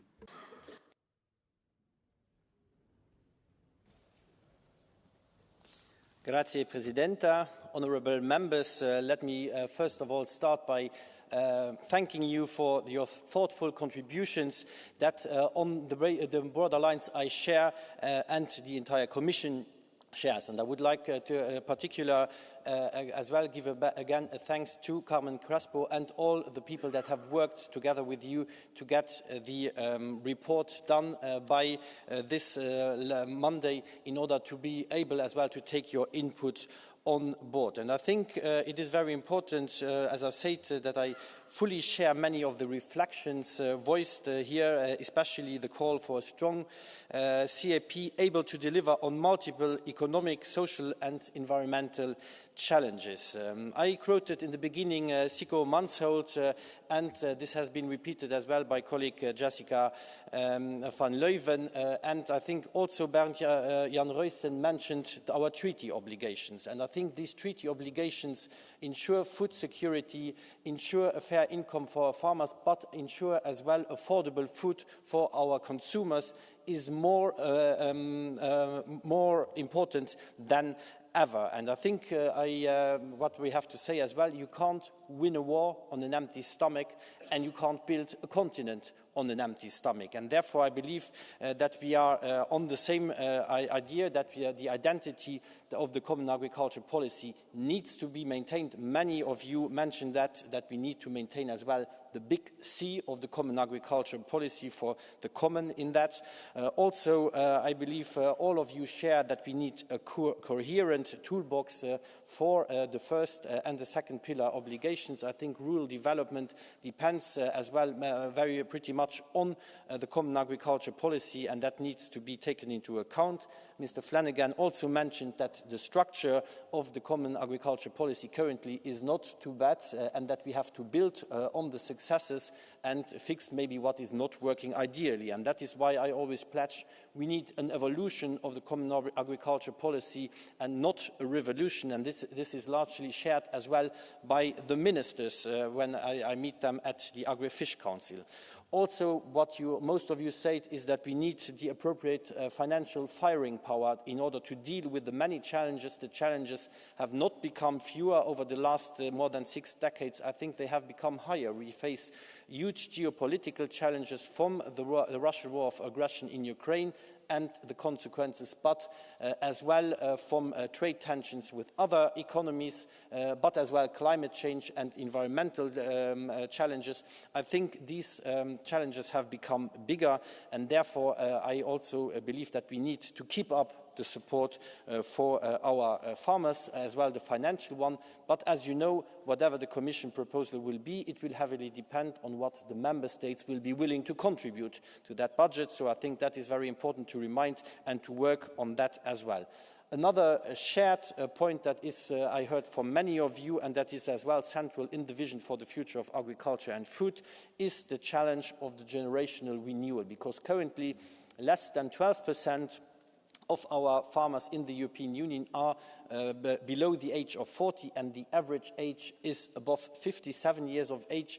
In some member states it's better, in some it's even worse. So I think that is a huge challenge that we need to take into account. But when we speak about that, there will as well be discussions that may be as well more painful. Some of you ask for more support financially for the young farmers. Well, if we give more to one, we have to take it from somewhere. So this discussion will, of course, to be addressed. That is very clear. A fairer distribution, many of you mentioned it as well, but that when it becomes fairer, there will always be winners and losers, and that is something that we need to address together. What I will do as well in autumn, I will present a strategy for the generational renewal, and many of you have as well mentioned it's not only the EU policy, it is as well initiatives that need to be taken at national level. They need to work together when it comes, for example, to pension systems, etc., and as well a better support for the young farmers. I think there is a lot that can be done in synergies between European and national politics. So this is very important to me. It is very dear to my heart, because we can always speak about food security, but if there is nobody left anymore to do it, well, then we have the problem, and then we will face the dependency, and I will never want to be dependent on somebody else outside the European Union on the quantity and the quality of our food that we consume 3 times a day, and I think that has to be acknowledged. Also, when it comes to challenges such as climate change and environmental protection, I don't see the farmers as the problem.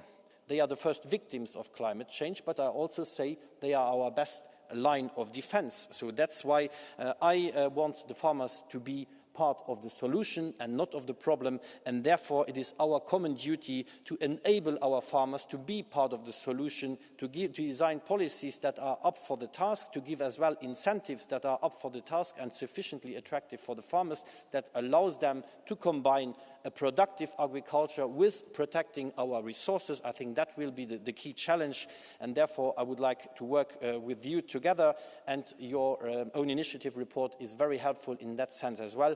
And I, of course, hope as well for a strong budget for the common agriculture policy to be able to tackle the many challenges that we are facing, and therefore I'm counting on your support, and I will continue my fight in that direction. Thank you very much.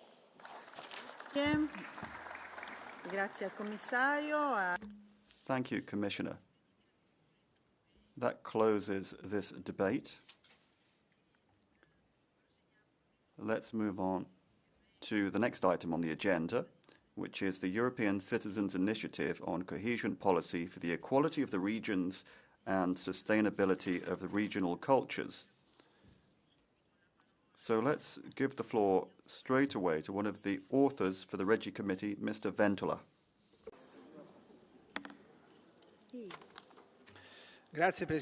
Thank you, President, colleagues, Commissioner. Now, this European Citizens Initiative, well, this is a wonderful instrument that citizens can use to advance initiatives, ideas, suggestions in terms of the legislative process that we need to deal with the Commission and the Council. On the 31st of March this year, more than 1,270,000 signatures were put to this from 8 different member states, and they proposed a number of different proposals in cohesion policy to have more cohesion in our regions that are sometimes surpassed by other regions, also because of linguistic minorities or cultural aspects, the identities of each individual region. As I said, this would be an extraordinary instrument because it's really the pillar or one of the pillars of the European Union, because it means that the citizens can express their views. Now, we have the duty to use and look at this initiative. On the 25th of June of 2025, the Regi Committee with Libby, Cult, and Petty opened a debate. There have been a number of different hearings, and in fact, decision makers were a part of this. There were some paths forward that could be useful for feeding into our thoughts on cohesion policy. Today, our debate is another occasion not only to listen to the Commission, or also to look at what, I don't want to say the conclusions might be, but to have a lively debate as to what the right way forward is to foster more equality and lift inequality. That is one of the objectives of the cohesion policy. And I should also like to state that it would be a way to lay down the conditions so that all citizens can choose their own future and their own way of living and not be restricted to leaving their native lands. I'd like to conclude. This is an extraordinary tool for democracy that makes our European Union all the more important. Thank you very much. Thank you very much. The next speaker, also an author, is Mr. Johnsa. Thank you very much. Thank you very much, President. We are very pleased that 1,270,000 European citizens have signed up to this European Citizens Initiative. This initiative expresses the idea that the EU is at its strongest when it is diverse, not only linguistically diverse, but also regionally diverse. The Treaty on the Functioning of the European Union talks about these kinds of issues, but regions face a number of different issues, such as demographic challenges and erosion of local cultures. This endangers the cohesion of the EU and of the single market. This initiative calls upon the European Commission to take steps to ensure equality among regions. We're particularly talking about regions that are in a difficult position, that face a series of different problems simultaneously. It's a question of regions which have cultural, geographical or economic challenges. It's a question of their identity. It's a question of regional traditions. It's a question of the cultural and social inheritance of Europe. It's also a question of sustainable development and support for local economies, and support, indeed, for demographic development in the regions. We also have to think about direct democracy in Europe. This Citizens Initiative is not supposed to be a divisive one. It's supposed to unite people. It's a question of equality.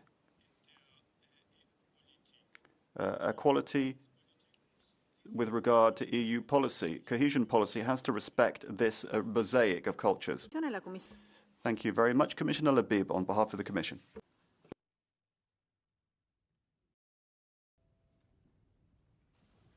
Thank you, Madam President.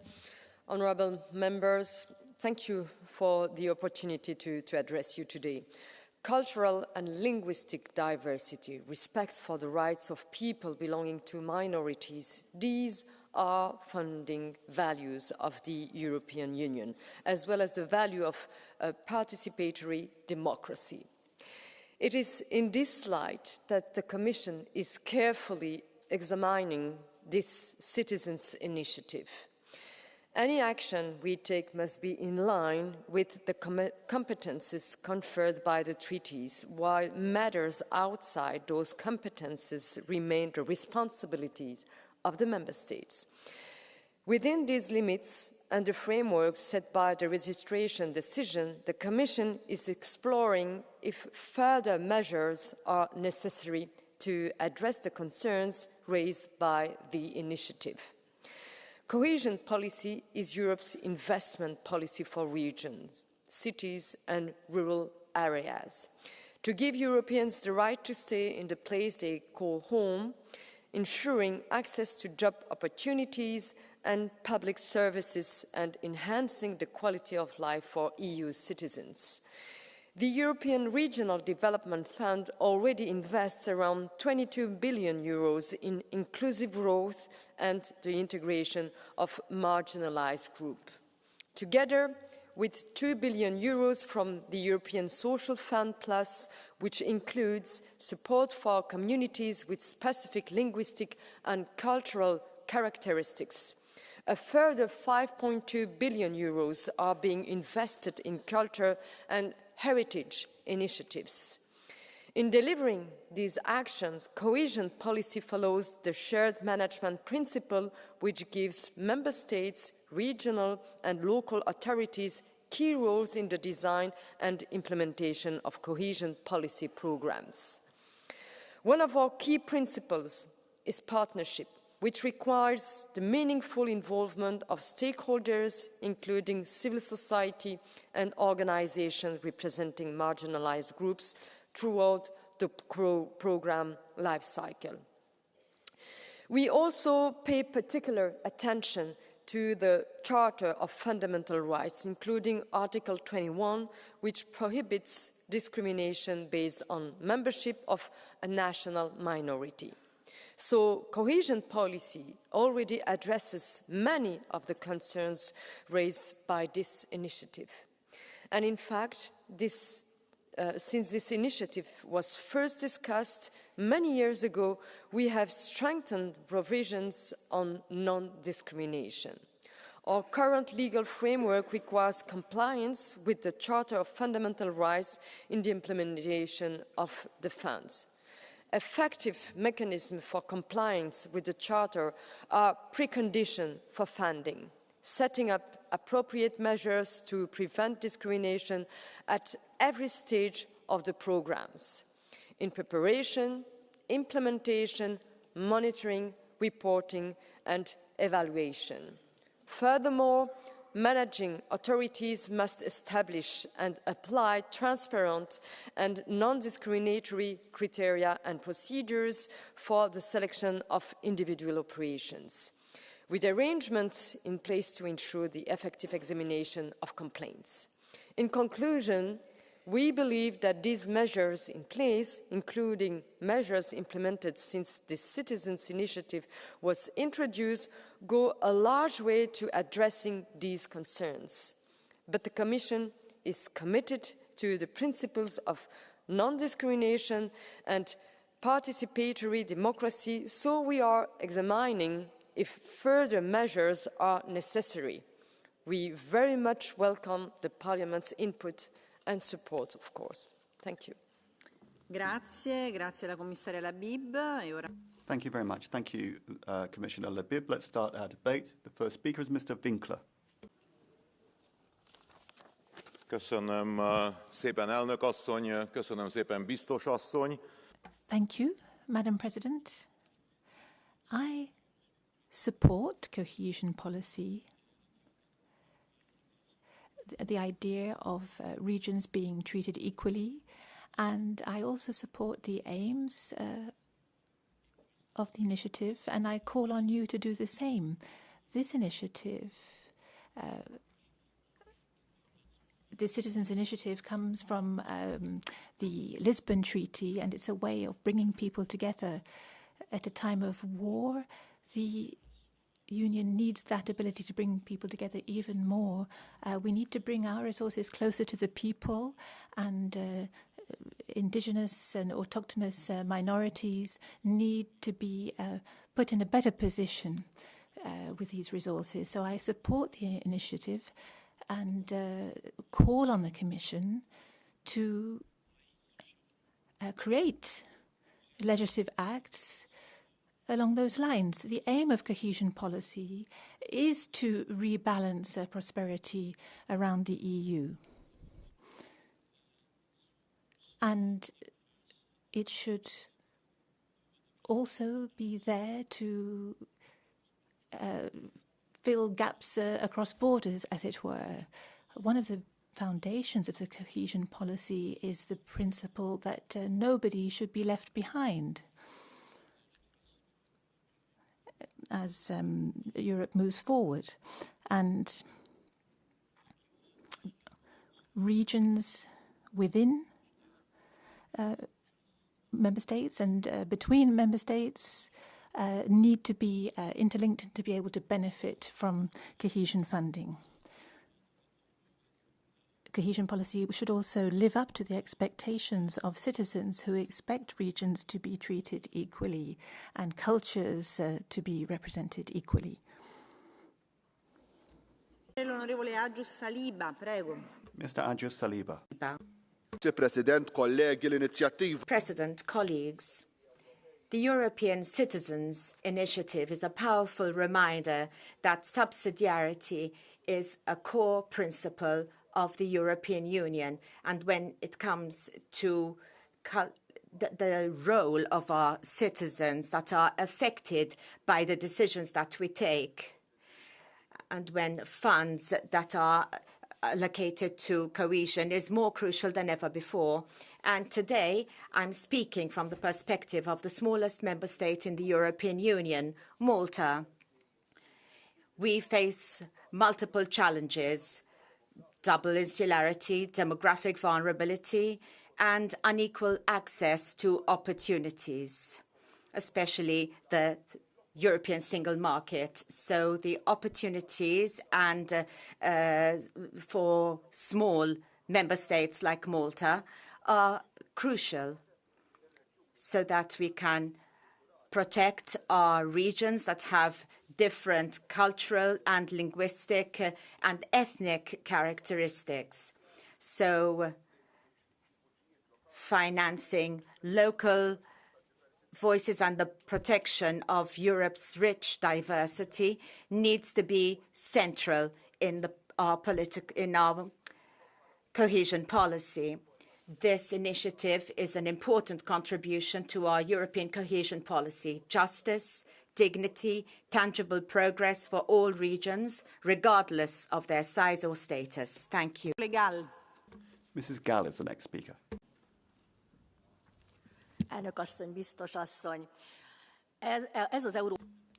Madam President,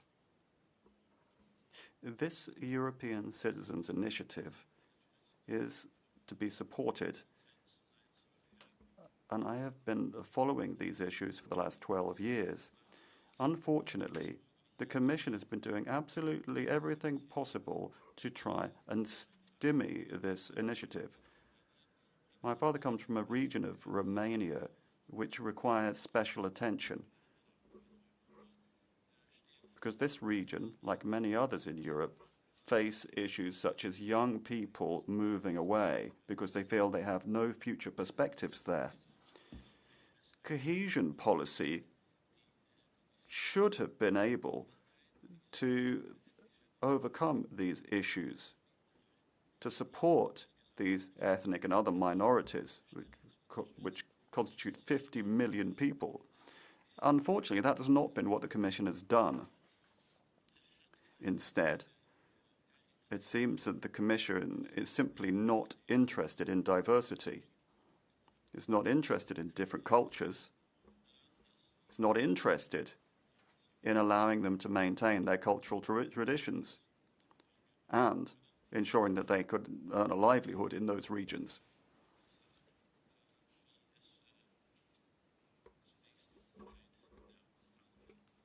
So we have seen quite a lot of issues recently. Recently there was a salt mine that was flooded and 1 million people have been affected. So that's why we are calling for a better cohesion policy. Grazie. Mrs. Sperner. Thank you, President, Commissioner, colleagues. The ECI that we're discussing today raises an issue that thousands have brought to us with strength and conviction.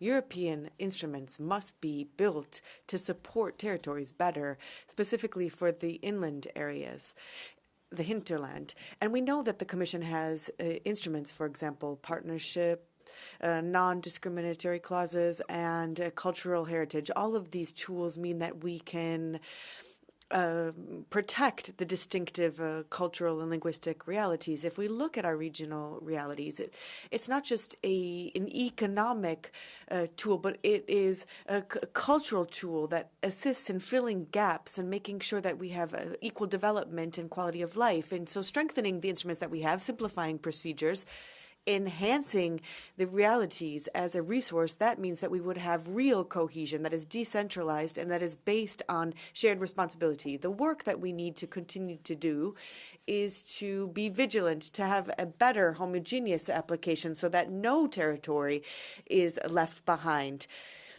With sustainable economic growth and respect for cultural specificities, then we will be able to have a stronger, more inclusive Europe.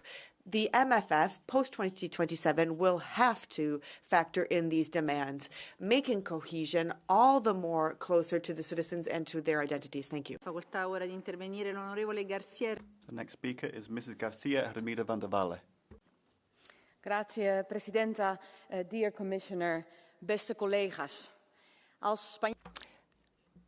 As Spanish by birth, I have experienced the transformative power of the cohesion policy of the EU, investing in every region so that every European has a fair chance at a better life. I have seen the importance as well of minority languages for your sense of identity. I'm a convinced European, and I am convinced that we can do more for both of these things. We can strengthen our cohesion policy so that Europeans have the right to move around, but they also have the right to stay where they feel rooted, where they feel at home, and that the question of minority languages can be integrated in the legislation of the EU. Member states ought not to continue to ignore recommendations of the Council of Europe if we were to integrate the conventions on minority languages and minority rights in EU legislation. The rights of minorities and cohesion should go together. So I call on the Commission to take our citizens' concerns seriously. Thank you very much. I'd like to give them now to Mr. Privilege, please. Thank you very much. Spoštovani, ta pobuda je namenjena zaščiti regionalnih. Thank you very much. Now, we need to be protecting regional identities, and that's the subject of this initiative. But we have a more important subject to discuss. Mrs. von der Leyen wants to cut down cohesion policy funds. Now, cohesion policy is one of the great success stories of the EU. It reduces inequalities. It ensures economic cohesion. So how can we talk about a Europe of solidarity when some children in our regions have no access to the internet? Other regions where children can enjoy all of the advantages of the internet age. This is what cohesion is about. Equal opportunities for everyone, no matter where they live. If this money is going to be redirected, I think this would be a major mistake. These resources are a promise. They are a promise that no region will fall behind. We need more resources, not less. And we need more cooperation in the regions and between countries, because they know the needs on the ground better than anyone else.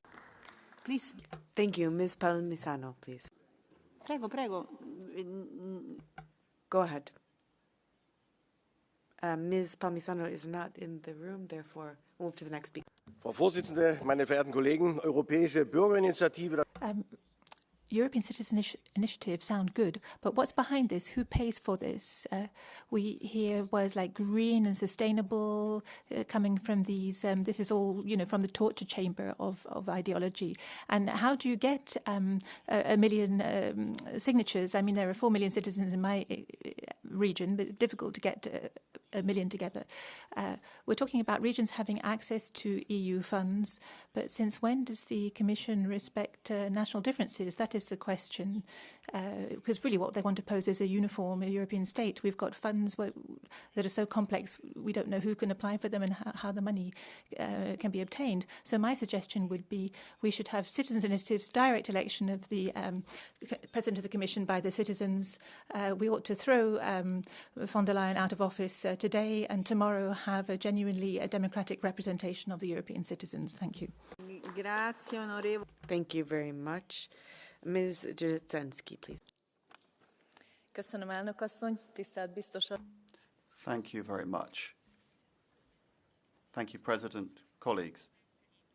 Well, I experienced in my childhood what it meant to be part of a region where you speak a language different from that of the surrounding country.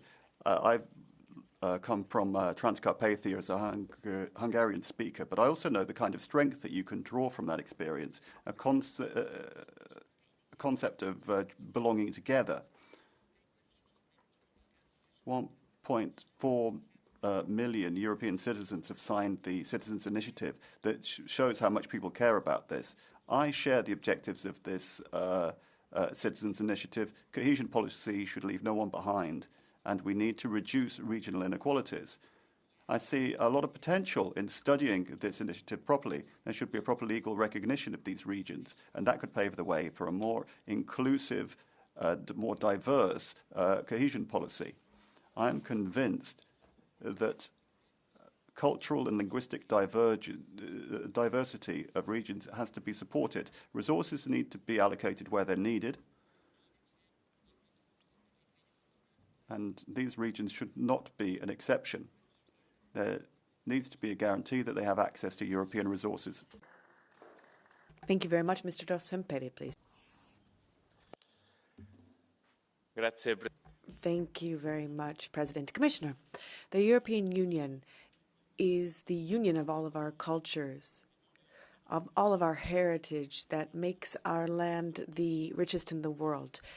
However, in small regions, we know that culture, traditions, rituals, songs, they're all at risk, and yet they constitute the cultural wealth and heritage of the European Union, and we can't allow this to be lost. So the best safeguard for regions is cohesion policy. Commissioner, however, cohesion policy that is now more than ever at risk with the incoming MFF proposal. We need to be able to strengthen cohesion funds to protect our cultural heritage that is at risk in many of our regions, and we cannot allow for there to be a loss of cohesion policy or it be diluted in a single fund per state. Cities and regions must continue to be the backbone of cohesion policy, modernized, decentralized, and adapted to the new challenges the EU faces. Because were we to lose culture, that would be a loss of the European Union as a whole. Thank you. Thank you very much. Mr. Rouget, please.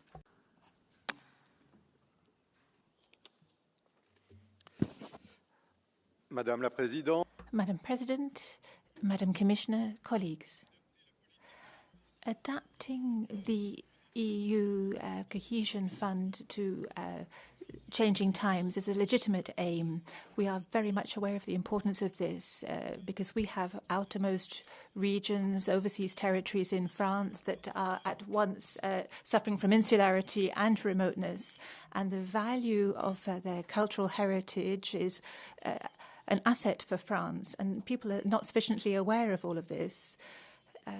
The cohesion policy should pay greater attention to these regions. The adaptation to the regulatory framework as proposed by Mr. Fito is a step in the right direction, but the principle of solidarity between regions cannot solely be achieved by systematic transfers from net contributing countries to net beneficiary countries to the detriment of our own struggling regions. When it comes to rule of law conditionality, which punishes whole peoples by freezing funds for ideological reasons, is an unacceptable diversion of the true aim of the cohesion policy, which is to reduce disparities in development. Thank you. Thank you very much. Rouget? Card for you, if you want, yeah. Da parte dell'onorevole Garcia Ermita. Ms. Garcia. Thank you, Chair. I will be speaking in English. Thank you, Chair, and thank you, colleague, for your intervention. I appreciate your concern with cohesion policy, and I really appreciate you mentioning the outermost regions, because outermost regions are one of the most affected regions by climate change. And as the group of the Patriots, it's very surprising to see that you're so interested in the well-being of the outermost regions, also in France, but not the well-being of outermost regions when it comes to protecting them from climate change, which the European Union is trying to do. So could you please explain how do you see the difference they are working? Thank you. Écoutez, vous me voyez bien, désolé. Well, I'm awfully sorry, but as a French citizen, I speak and understand French, and I'm afraid I didn't understand your question. You have the translation? Yeah.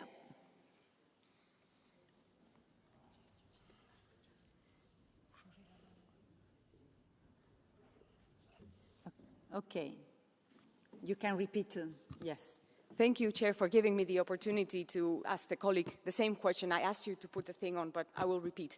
I was very encouraged by your intervention because I see that you do care a lot for our outermost regions and the role of the European Union in protecting our outermost regions, including the French outermost regions. But I also see that climate change is one of the biggest threats to the well-being of outermost regions, also the French outermost regions. So I was very curious to understand, given your political grouping and what you're doing to fight our fight against climate change, why do you want to protect them from a cohesion policy perspective, but you don't want the European Union to protect your outermost regions from a climate change perspective? Thank you. Écoutez, s'agissant... Well, when it comes to climate developments, let me say something about the specific nature of tropical climate, which often is where we find our remote French overseas territories, whether it's in the Indian Ocean or in the Caribbean.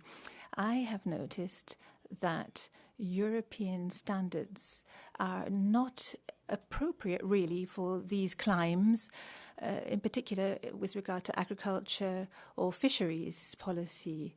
Commissioner Fito has made announcements that go in the right direction, and I'm grateful to him for that, and I would like to encourage him to continue on that path. Next speaker, Onorevole Pelletier. Ms. Pelletier, please. Culture. Regional culture. Well, these are sad words that translate the cold derision of Brussels for the real identity of nations. Well, after wintry months in the corridors of a rootless institution, I think you should come and visit the greatness of France. You should listen to Espérance, a small girl, who takes you through our visits to Saint-Bernard, with the memories of Joan of Arc, the great cathedrals that translate the eternal values of France. You'll see the Mont Saint-Michel, Nimes, the Hospice de Beaune, you see Notre Dame rebuilt, or the castle at Chambord. You'd see the heritage of France, the Europe that we love, and that is that of civilization. Yes, everything could be reconciled when we see the treasures of our forefathers. France is not a regional culture. France is the elder daughter of the beauty of the world. Honorable Streit. Mr. Streit, please. Thank you, Madam President. This Citizens Initiative offers us an opportunity to showcase the treasures of our regions. That's our cultural and geographical heritage. Just think of the wine routes in the Rhineland-Palatinate, Westerwald, to the Moselle, the Eifel, and many more. These are treasures which are also sustainable tourism destinations. We need more of these. We need more tourist destinations with the support of the EU. in the Palatinate and throughout Germany, because that we have great untapped tourist potential to develop. Of course, not everything that glitters is gold, but we have so many beautiful places that we can be proud of, and we should let these stars shine out. I think with the involvement of citizens on the ground in these localities, I look forward to developing such initiatives, because I think sustainable tourism is an important goal for the 21st century. Thank you very much. Ms. Function, please. Thank you, President. I would like to congratulate those who supported this initiative. The European Union talks a lot about diversity, but when it comes to languages and language diversity, we're very weak in this area. The situation in Ireland is such that our national language is not being widely used because of the influence of imperialism. It seems that the European Union nor Ireland recognise the particular traits of these regions as well as their advantages and disadvantages. This initiative has drawn the attention of Europe to regions such as our Gaeltacht, Irish-speaking regions in Ireland, and we would like to welcome this. Cohesive funding can be used as a tool to strengthen our Gaeltacht communities and to create a better future. And I hope this initiative will help create a new approach which will support our Gaeltachts, increase their cultural and other possibilities which exist. Thank you. Thank you. Mr. Schnurbusch, please. Thank you, President. Ladies and gentlemen. Well, I come from a region where national minorities are particularly protected. Their ethnic, cultural and linguistic specificities are worth protecting. They are among the 340 national minorities with 100 million people who contribute to the culture of Europe. They are real diversity and not marching around with some kind of rainbow flag. The idea of this European Citizens Initiative is intended to have national minorities better protected in cohesion policy. It's a scandal that the Commission rejected a similar citizens initiative 4 years ago. Whether we're talking about the Hungarian minority in Romania or the German minorities in Silesia or South Tyrol or Transylvania, these cultural treasures must be protected and promoted. It's the promise of the EU to create greater equality and not just hot air.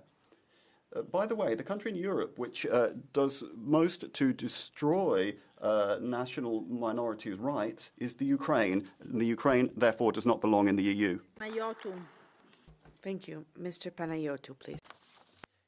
The European Union wants to take money from its development funds and use it for war. Yes, my friends, it's true. The European Union intends to take money from its cohesion policy, which accounts for 30% of its total budget. This budget is meant for the development of Europe's poorest region, but they will use part of it for defense, which essentially means war. In fact, the reason why we're here today in the European Parliament debating about it is because of an initiative signed by more than 1.2 million European citizens who have got together to give a clear message to us, the European politicians. They want our cohesion policy to focus on the development of our regions and the preservation of their culture. But here comes the European Commission, and instead of listening to its citizens, it proposed to use its cohesion funds for rearm and war. I will be very clear with my message. Forget about using our money for warmongering. Be more creative. Thank you. I love you all. Grazie, onorevole Buda. Thank you. Mr. Buda, please. Dear colleagues, Commissioner, the European Union was built on the principles of solidarity and equality. The cohesion policy aims to reduce disparities between regions based on objective economic and social needs and not on other criteria. I have taken note of the initiative calling for special treatment, but I don't think that European funds should be granted based on national or identity criteria. Europe means unity in diversity. Regions need support in order to fight poverty, isolation, or lack of infrastructure, regardless of language or religion. The cohesion policy shouldn't be turned into an instrument of fragmentation, of creating privileged regions where belonging to a particular minority counts more than the real needs of the population. National minorities undoubtedly need a legal framework that allows them to preserve their national cultural identity. And I am pleased that today my country, Romania, is an example of good practice at international level. Education in the languages of national minorities and access to decision-making bodies, including at government and regional level, are just some examples. Commissioner, we need to say something very clearly. We need a cohesion policy that should not be diluted into other policies. We need to properly fund it in order to reach all regions of the European Union. Thank you. Thank you. Mr. Heide, please. Thank you, Madam President, Commissioner. United in diversity, that is the motto underpinning the EU, just as cohesion is and must remain the heart of European policy. It shouldn't be based solely on economic indicators. The EU should reach its citizens and therefore has to engage with cultural and linguistic and historic specificities. This Citizens Initiative focuses on regions who have historically rooted cultural or linguistic or religious identities that don't have sufficient political representation or administrative power. So rightly, this initiative is calling for them to have access to EU support. And the Eurobarometer confirms the importance of this. 79% of European citizens who are familiar with EU-supported projects consider them to be positive for their region. And nearly two-thirds of citizens are calling for EU investments to go to all regions. So I think this is a clear mission for the Commission. Cohesion policy should be targeted fairly and cultural diversity should be sensitively promoted. Mr. Tolassi, please.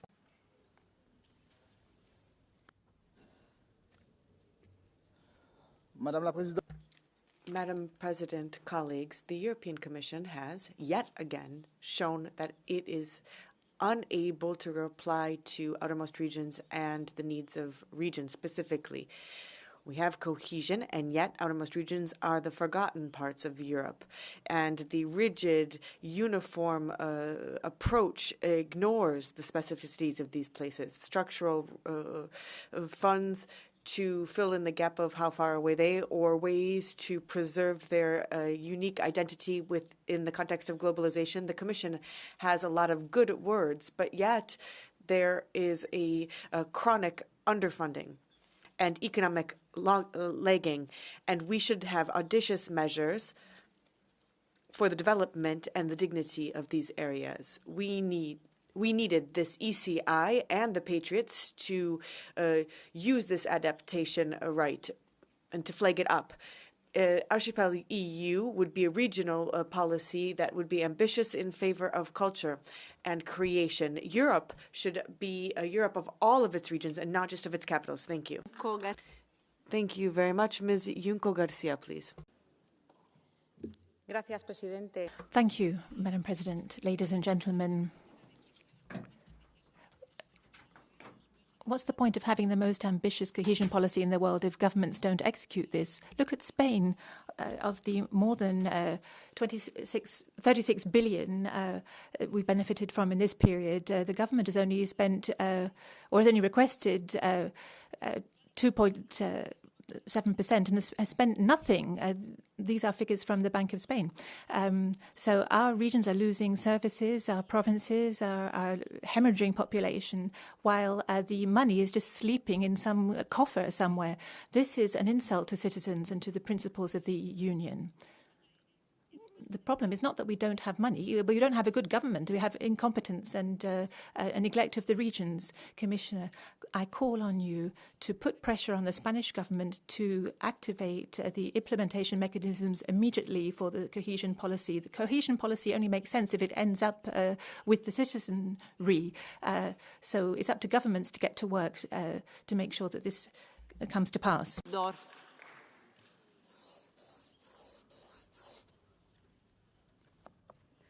Mohnkuchen, Toleranz. There are lots of expressions that we associate with Silesia, which is situated in Poland, and there are 600,000 Silesians who state that they speak mostly German. However, their home country, Poland, does not protect them properly. Bilingual road signs only appear after a lot of fighting, and it's very hard to get German tuition in schools. European cohesion policy should help supporting German language teaching and ensuring bilingual infrastructure. This needs to be assured so that the cultural diversity of Europe is not lost. The Polish treatment of Silesian Germans should be set as a model for the rest of Europe. So, we have a blue card for you from colleague Mularczyk.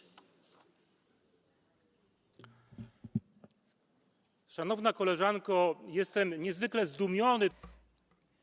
Dear colleague, I am very surprised at what you said. You're worrying about a few thousand Silesians in Polish Silesia. They have access to their language.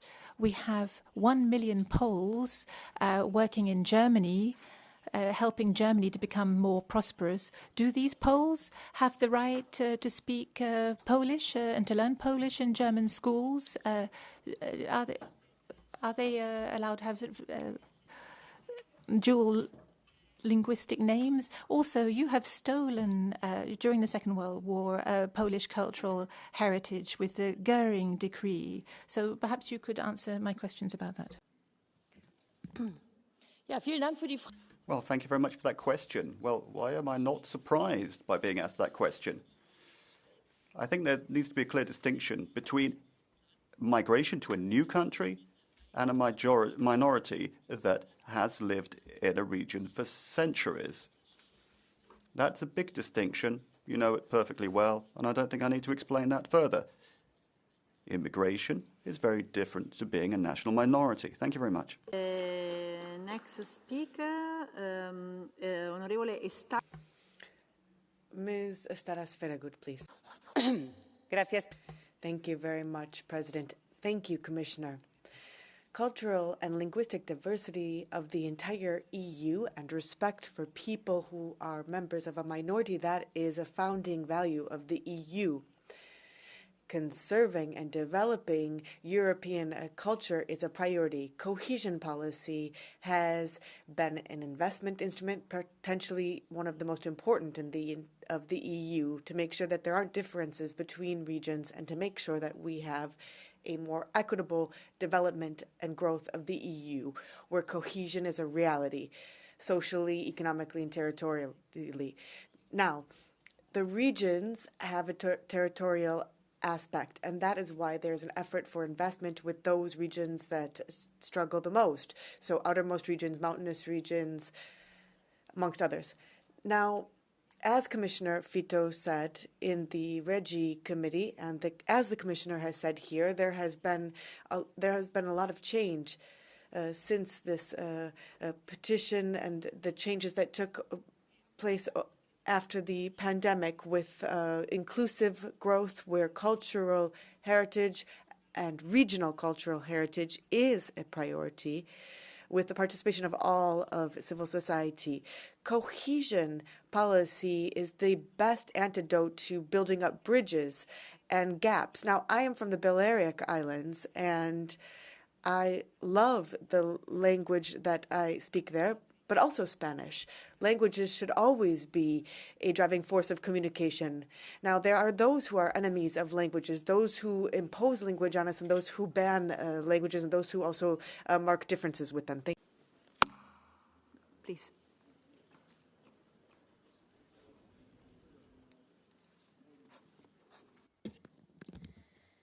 Dat Plattdeut moet blijven und eine starke We need a strong cohesion policy. Soon we'll be getting the new Commission proposals for the new MFF. So the sentence I spoke was a regional language that stresses that this is a living thing, and we should respect this wherever this exists, in my region or anywhere else. People have their languages and their traditions, and they want to keep their local cultural identities. Often they don't get much support for this, and this is where cohesion policy can come in. It ought to be finally able to support these regional identities, cultural languages, minority language. They're not a luxury. They are part of a common European identity. We need a policy that supports this as well, with visibility, with access, with promotion and support for cross-border cooperation, and with room to live in your own way and speak your own language. Plattdeutsch should remain, and all other minority languages as well. This will only be possible if this is allowed to play a major role in the future MFF. So I call on the Commission to do this, because what makes Europe strong is its diversity and its cohesion at the same time. And this is only possible by working side by side with the regions. Thank you. Now our colleague Menet.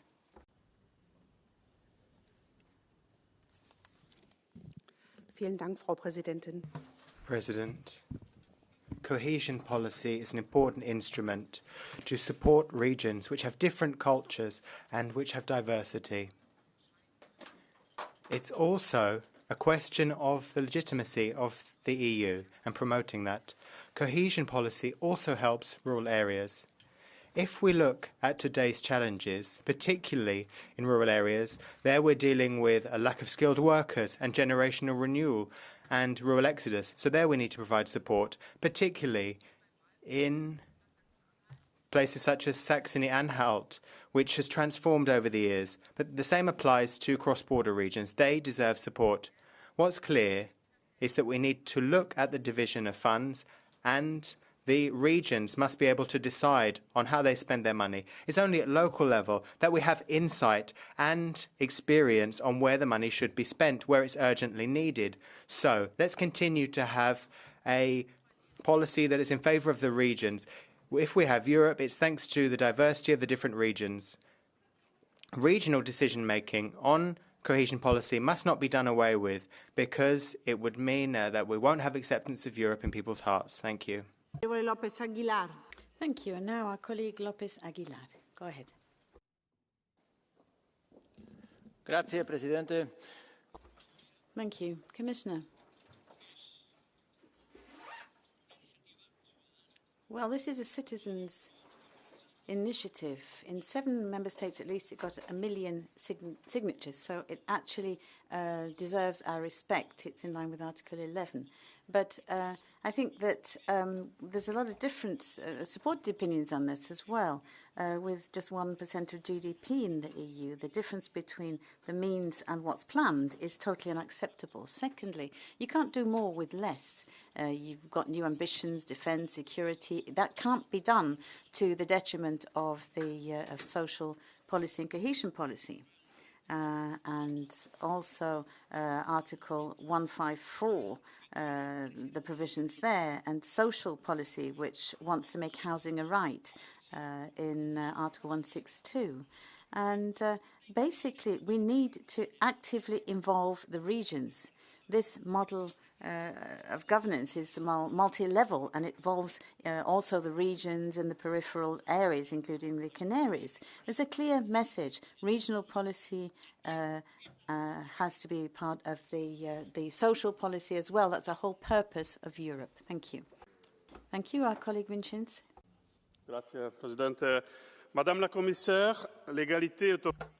Commissioner, equality is at the very heart of the European project. However, 50 million people who come from minorities are ignored by the Commission. You were given the mandate of helping all minorities when it comes to historical peoples who've been living in Morocco for years. We don't hear anything from you. But they're 90% of our cultural diversity. They defend their identity and their language with dignity. Tyroleans, Bretons, and a lot of other people. A lot of them are subject to discrimination or losing their language. What we see in Belgium with the German-speaking minority shows that it's possible to do something. Not a single one of the 11 citizens' initiatives have actually got as far as a legislative proposal. It's time to act, and this particular initiative deserves that you act. Thank you. Our colleague Gomes.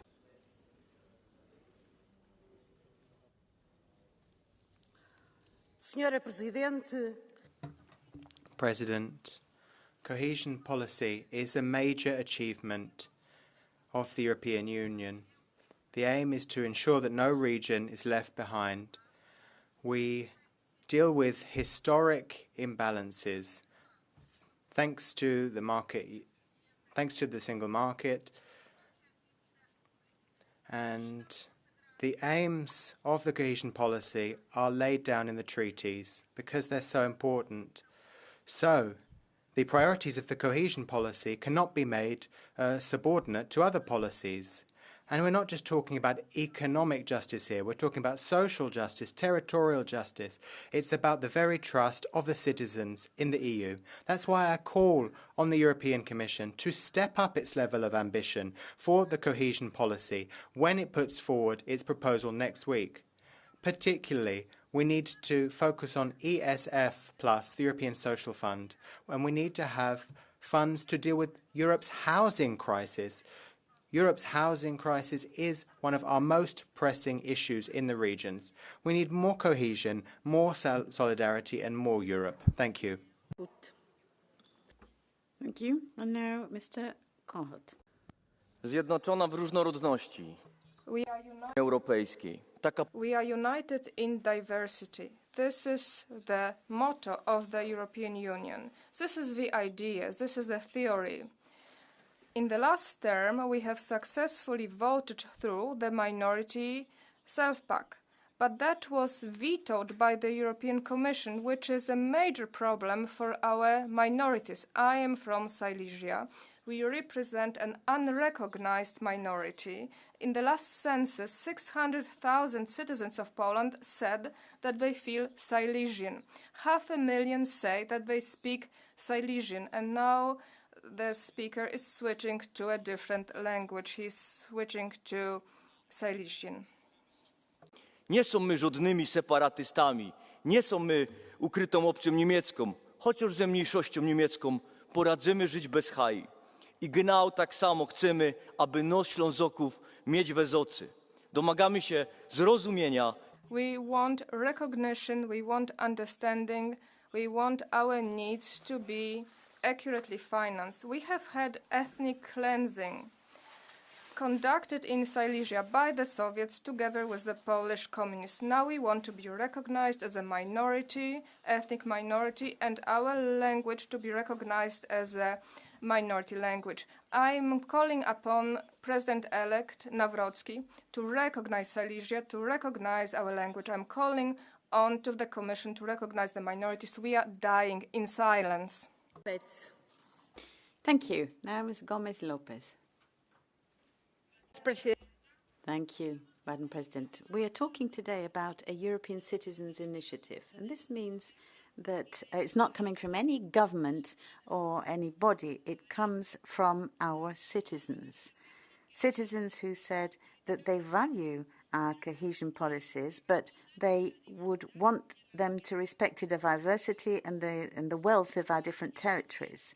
As someone from Valencia, I know what it means to have a cultural identity and my own linguistic wealth within a member state.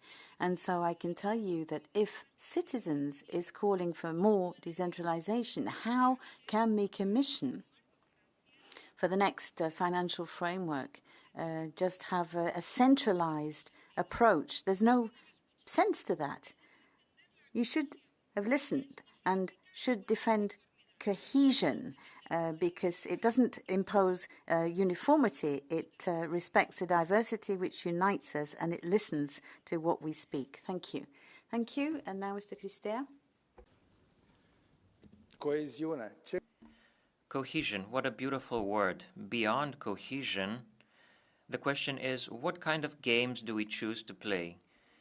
Do we want to play the game of European cooperation, or do we want to undermine ourselves, to dig our own grave, and then look upon the others around us, how they develop, and we stagnate? I come from Bucharest, from Romania, and in the year 2000 in Romania, the GDP of Bucharest was 6 billion euros. This century, in 2024, Bucharest produces more than the entirety of Bulgaria, more than the entirety of Serbia or Moldova. Bucharest produces 50% of Hungary's GDP. Why? Because Romania has chosen NATO, has chosen EU, and has chosen to play the game of European cooperation. Competition, when you believe you're more special than the others, leads nowhere. Winners are the people who choose to cooperate and who have more allies. Good luck. Thank you, Ms. Eriksson. Tack för ordet. Thank you very much for giving me the floor. In many places where industries are being set up and there are more jobs, it's a little bit too quiet at night. Young people move out, and we have to wait for infrastructure to be set up. Industry gives work, but it is life between the houses which really makes a place alive. We know that culturally is just as important in the rural areas as in the cities, but we see that we have a concentration on the capitals and big towns. We don't want culture to be determined by where you live. Both in Sweden and Europe, we have to have a policy that sees the whole of Europe and the whole of the countries, so nobody's left out. Thank you. We now move on to Catch the Eye. I would ask you to respect 1 minute so that everyone can speak. President, Commissioner, if we look at the Canary Islands, over the last 5 years, it's grappled with many problems.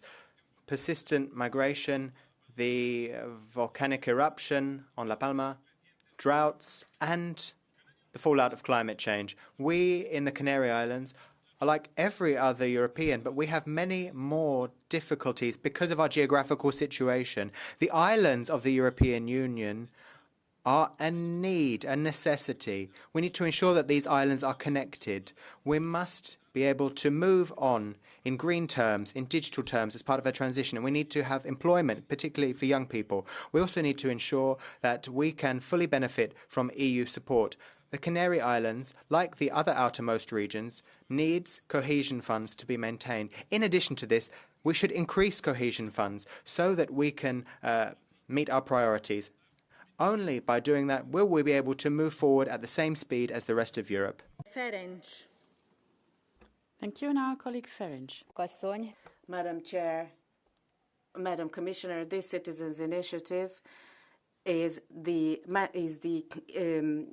common fight of the autochthonous minorities who are 50 million within Hungary, but it also provides hope for minorities living outside the European Union, sending the message that the EU takes a step forward to stand for national, ethnic, cultural, religious, linguistic minorities' identity, especially cultural, national and linguistic characteristics, can be of a protective nature, just like in the Ukraine war, where Transcarpathian Hungarians are dying day after day because of bombardments. We cannot bring back our dead, but it's important to stress that the mental integration of those who stayed alive cannot work in cultural neutrality. So the support mechanisms should take this account in Ukraine as well. Now our colleague Mulacik. Mulacik?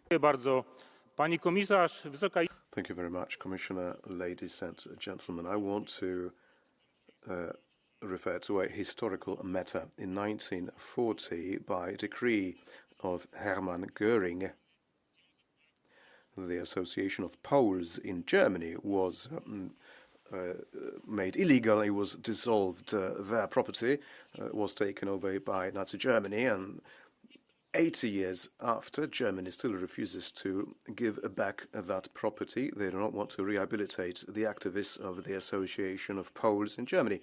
Now, as many as 2 million Poles live in Germany, and Germany still refuses to recognize them as Polish minority.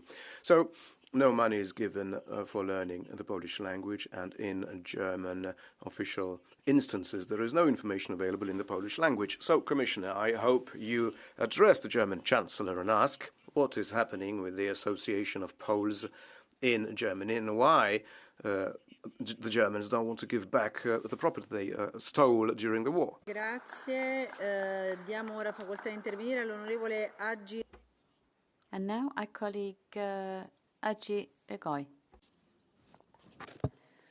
Gracias, vicepresidenta. Nos alegra. Thank you, Vice President. We are delighted to see that this initiative is here being debated in the European Parliament today. It's faced a lot of obstacles on the way, and the Basque Nationalist Party supported it in 2014. Many of us believe in our own European national regions, and I think we will defend them.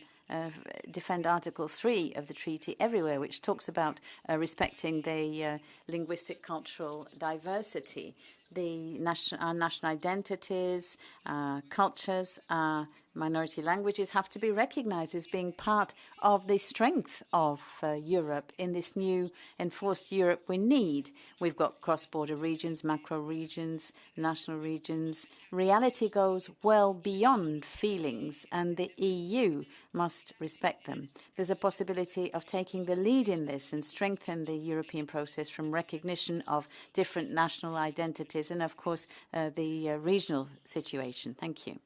Our colleague Shishwaka now has the floor. Mulțumesc. Thank you very much. In general, I do appreciate citizens' initiatives. However, in this situation, this one was initiated by Hungarian ethnics from Romania. I would like to tell you that Transylvania is Romania, and we do not agree with autonomy, because in Romania, ethnic Hungarians have the most rights you can imagine. We are a great example of how we respect the Hungarian minority, from language to the way this language is only spoken. This is the only language spoken in certain counties in Romania. A colleague of mine was talking about the Pride salt mine. This salt mine, which is administered by a Hungarian company, is financed by money from Hungary. I can admire Viktor Orban for what he does externally, but I want to tell him that not in Romania. Transylvania is Romania. And let's see what's happening in Ukraine. We have Romanian minorities in Ukraine regions. They are discriminated there. They're not allowed to speak Romanian. They're not allowed to pray. Onorevole Brnjak. And now our colleague Brnjak. Hvala lijepa. Europska građanska inicijativa snažan je. Thank you. European Citizen Initiative is something that really incites Europe as diverse with different initiatives. But we have to invest in this diversity in the Union because we have to have concrete programs for development of education and so on and so forth. And I call here upon the Commission to do and support this initiative in order to support European cultural diversity. Thank you. Thank you. And our colleague Kinkinen.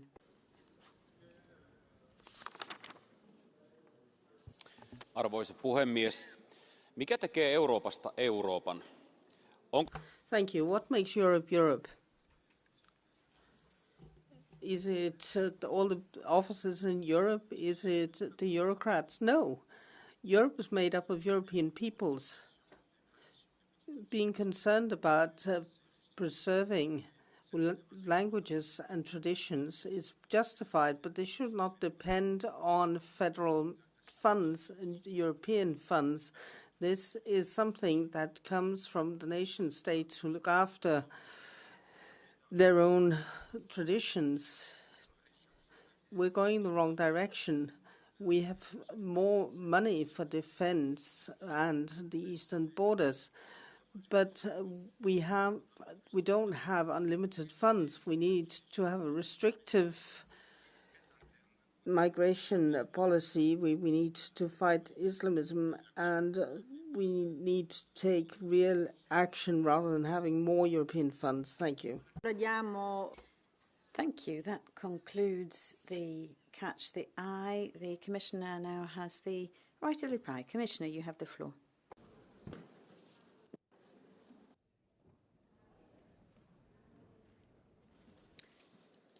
Thank you, Madam President, and thank you, honourable members, for this very rich debate.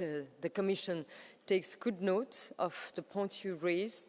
The Commission, as you know, is currently reviewing the instruments and safeguards for partnership and non-discrimination in the light of this Citizens Initiative, and we take the principle of non-discrimination very seriously and will assess how we can help advance the goal of the initiative. And I would like also to reassure you, we take our citizens' concerns very seriously. Since the launch of European Citizens Initiatives in 2012, the Commission replied to 10 successful initiatives, those that collected over 1 million verified signatures, and committed to follow-up actions for 9 of them. Our diversity is our power, united in diversity is our motto, and the respect of the rights of persons belonging to minorities is one of the founding values of the EU. And all European regions are eligible for cohesion policy support. The cohesion policy funds can support specific linguistic, cultural characteristics, and as I said in my introduction, the EU Regional Development Fund already invests around 22 billion euros in inclusive growth and integration of marginalized groups. 2 billion to support communities with specific linguistic and cultural characteristics, and a further 5.2 billion in cultural heritage initiatives. So I will conclude by saying that the views expressed here in the European Parliament will feed our assessment, and the Commission will present its conclusions by 4 September. Thank you very much. Grazie a tutti e a tutti. Thank you to everyone. The debate is closed, and we are going to suspend the sitting for a few minutes, and it will resume with the votes at 12. Thank you.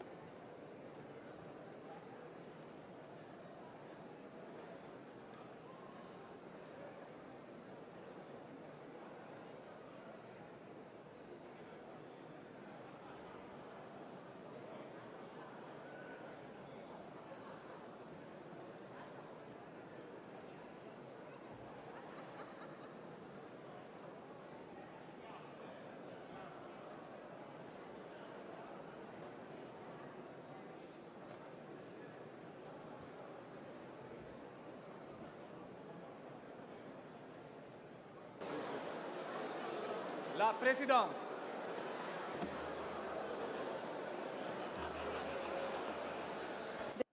Can I ask you to take your seats?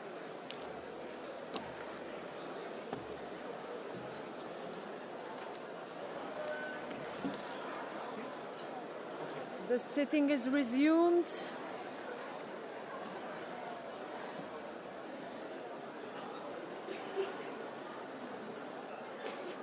Dear colleagues, as we mark 1 year since this legislature began, I want to thank you all, your staff and the Parliament services for your tireless work. When Europeans voted last year, they asked us to build a stronger, smarter and safer Europe, and that's exactly what we've been doing.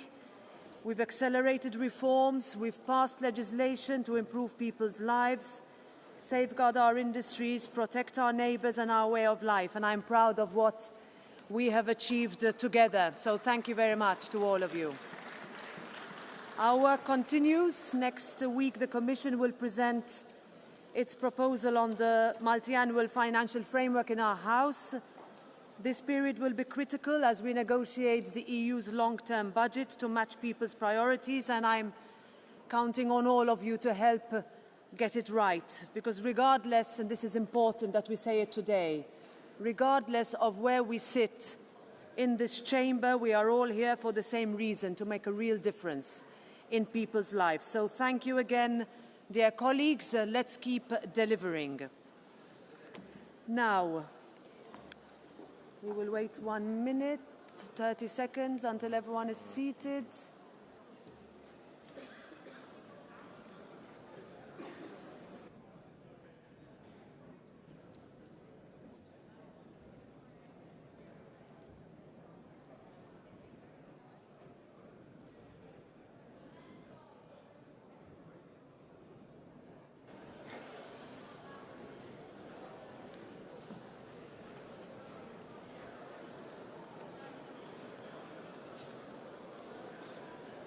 Okay, so we are going to vote on a motion of censure on the European Commission. Those who are running in, I will let you run in so that you can put your card in the machines. Quite a lot of members still running in.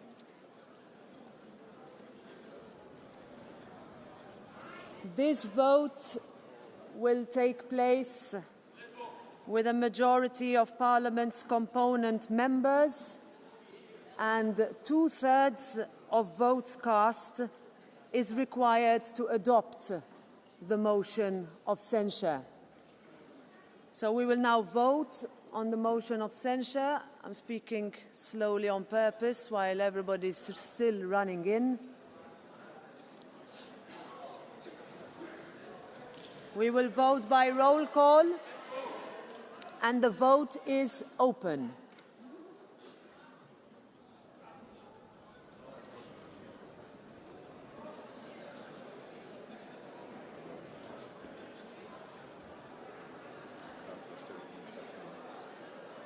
There are still a lot of cards being inserted, so we will keep it open for a while.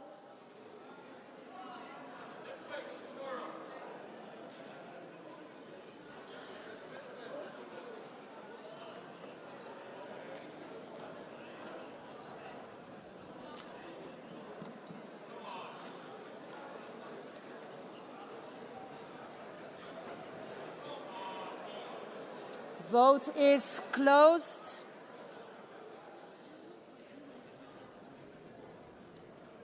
And it is rejected. Now I would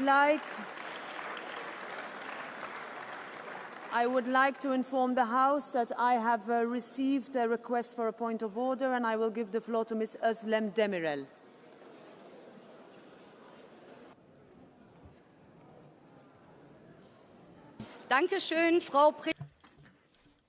Thank you, President. Article 118, paragraph 2 is what I'm referring to. We had an amendment that was declared inadmissible. We said that sending people back to Syria, when there is violence against the Alawites and Christians. When you have such a situation, it is not responsible to send people back. And your decision to reject this amendment was a political decision, not a technical one. We really put our finger on the pulse. We have a transitional caretaker government in Syria, which also has members of Al-Qaeda in it. And it is benefiting people such as Trump. And it is affecting the Middle East. And you are trying to send people back. You are trying to send refugees and migrants back at any price. We pointed this out as the left in a resolution. And then we've been told by you that this had nothing to do with the resolution, but it is relevant to the revolution. This is about protection of people. It's about protecting asylum. That is not politically arbitrary. We are defending universal human rights. This is cynical EU policy. And President, I'm sorry, but your decision on our amendment, declaring it inadmissible, that was a political decision. We find that unacceptable. We will continue to point out what's happening. Thank you very much. I can assure you that we take our job extremely seriously, especially on declaring and questioning the admissibility of amendments. Your amendment was declared inadmissible according to Rule 1881A of the Rules of Procedure because it does not directly relate to the text which it seeks to amend. So we move to joint motion for a resolution tabled by 5 groups on the case of Ryan Cornelius in Dubai. We vote on the resolution as a whole by roll call. The vote is open.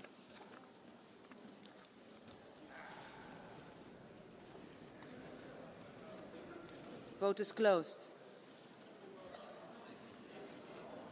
Adopted.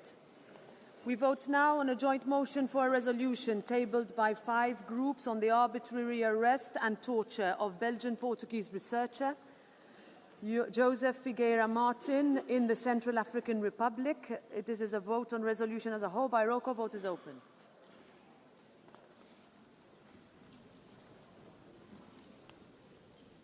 Vote is closed. Adopted. We vote now on a joint motion for a resolution tabled by 5 groups on the urgent need to protect religious minorities in Syria following the recent terrorist attack on Mar Elias Church in Damascus. Amendment 14. Who's in favour? Who's against? Who abstains? Rejected. Amendment 15. Who's in favour? Who's against? Who abstains? Rejected. 17. Who's in favour? Who's against? Who abstains? Adopted. 11. By roll call. Vote is open. Vote is closed. Rejected. Paragraph 4, Amendment 6. Who's in favour? Who's against? Who abstains? Adopted. Amendment 13. Who's in favour? Who's against? Who abstains? Adopted. Amendment 12. By roll call. Vote is open.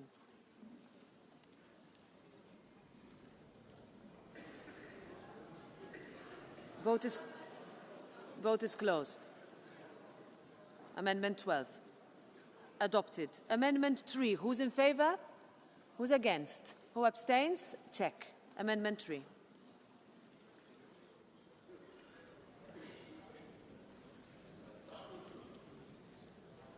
Vote is closed. Adopted. Amendment 1 by roll call. Vote is open.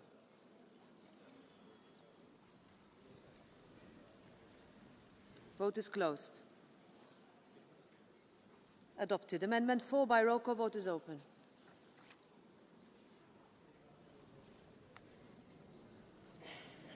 Vote is closed. Rejected.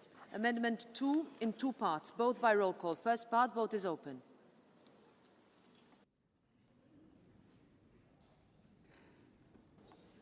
Vote is closed. Adopted. Second part, vote is open.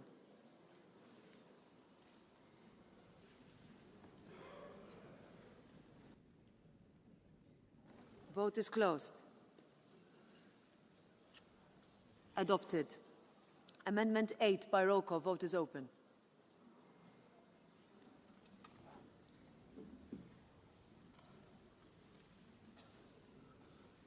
Vote is closed. Rejected. Amendment 9 by roll call. Vote is open.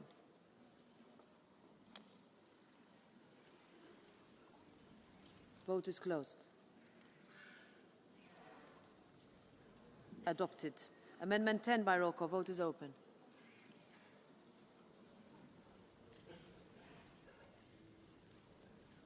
Vote is closed. Rejected. Amendment 16. Who's in favor? Who's against? Who abstains? Check. 16.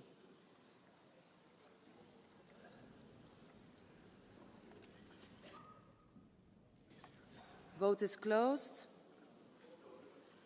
Adopted. We vote on the resolution as a whole by roll call. Vote is open.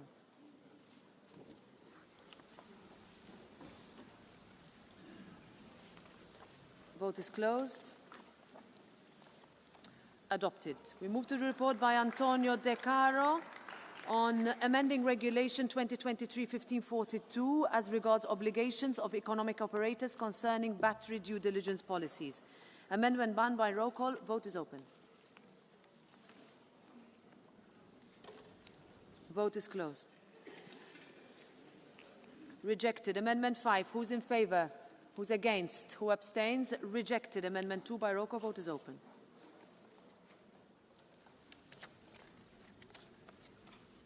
Vote is closed. Rejected. Amendment 3 by roll call. Vote is open.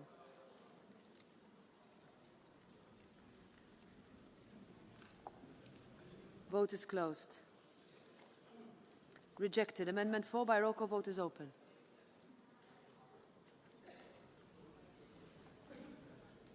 Vote is closed. Rejected. Amendment 6. Who's in favor? Who's against? Who abstains? Rejected. Amendment 7. Who's in favor? Who's against? Who abstains? Rejected. Amendment 8. Who's in favor? Who's against? Who abstains? Rejected. We vote on the Commission proposal by roll call. Vote is open.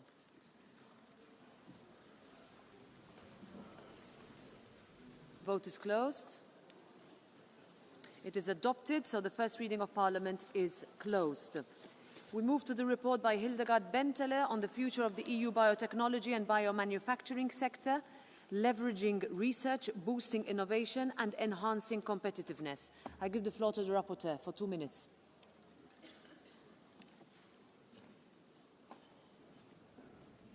Dear colleagues, I would like to thank you wholeheartedly for hopefully the broad support for this report on the future of biotechnology and manufacturing in Europe. With this report, we are a big step ahead of the European Commission. We are defining the criteria for our European Biotechnology Act, which will see the light only in a year's time. Not least, the swift development and production of COVID vaccines in Europe has shown us the strong performance, the innovation potential and the huge productivity of this sector. But biotechnology is not only about pharma and life science. Thank you for subscribing, hopefully, to the broad scope we are advocating for in this report. This report is about a growth strategy for Europe, about further igniting, but also about faster commercializing innovation, about securing supply and value chains, about smarter financing, about globally compatible and lean regulation, and the speeding up about our internal procedures. Thank you, colleagues, for sending in the first year of our mandate this clear signal of willingness to be competitive in one of the strategic future industry sectors, which provide solutions for our economic and food security, for sustainability and for public health.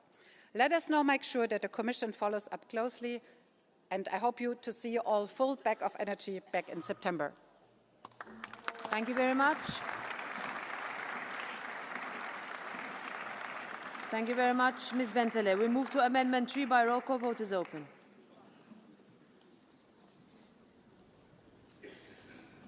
Vote is closed.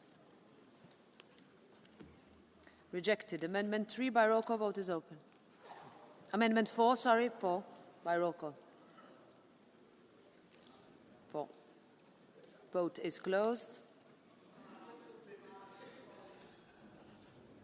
Rejected. Paragraph 10 in 2 parts. First part, who's in favor?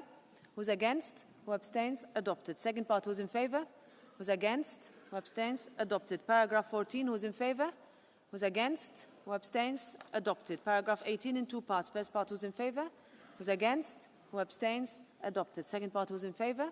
Who's against? Who abstains? Adopted. Paragraph 21, who's in favor? Who's against? Who abstains? Check. 21.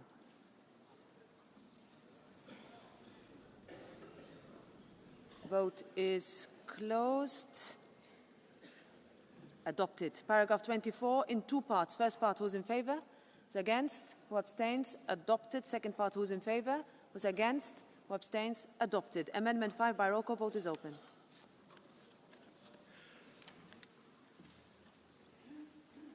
Vote is closed. Rejected. Paragraph 32 in two parts. First part by roll call. Vote is open. Vote is closed. Adopted. Second part. Who's in favour? Who's against? Who abstains? Adopted. Paragraph 34 in two parts. First part. Who's in favour? Who's against? Who abstains? Adopted. Second part by roll call. Vote is open. Vote is closed. Adopted. Amendment 1 by roll call. Vote is open.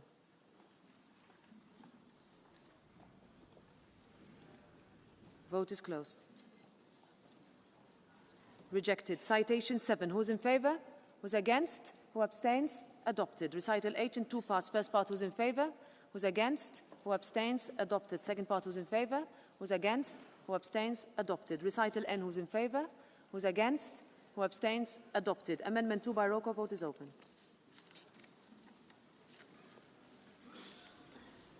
Vote is closed. Rejected. Vote on the resolution as a whole by roll call. Vote is open. Vote is closed. Adopted.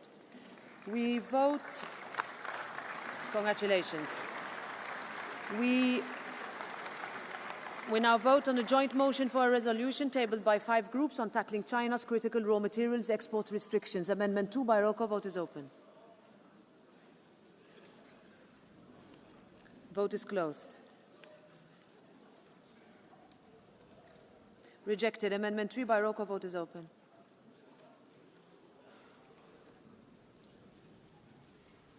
Vote is closed. Rejected. Amendment 4 by roll call. Vote is open. Vote is closed. Rejected. Amendment 5 by roll call. Vote is open.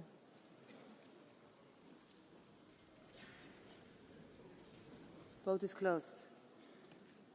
Rejected. Amendment 6 by roll call. Vote is open. Vote is closed. Rejected. Paragraph 13, Amendment 7 by roll call. Vote is open.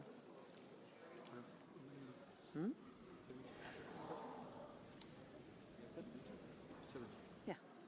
Paragraph 13, Amendment 7. Vote is closed. Rejected.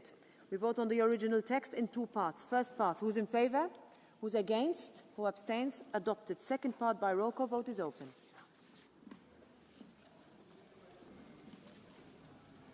Vote is closed.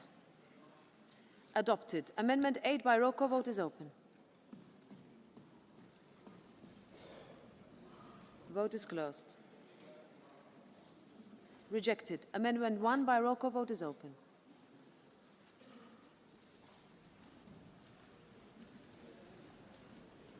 Vote is closed. Rejected. We vote on the resolution as a whole by roll call. Vote is open.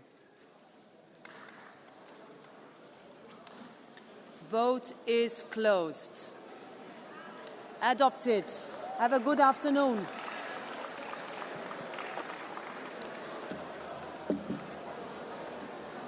Nice break. Happy birthday. Thank you. The sitting is suspended. It will resume at 3 o'clock with the Commission statement on endometriosis, Europe's wake-up call and the gender health gap.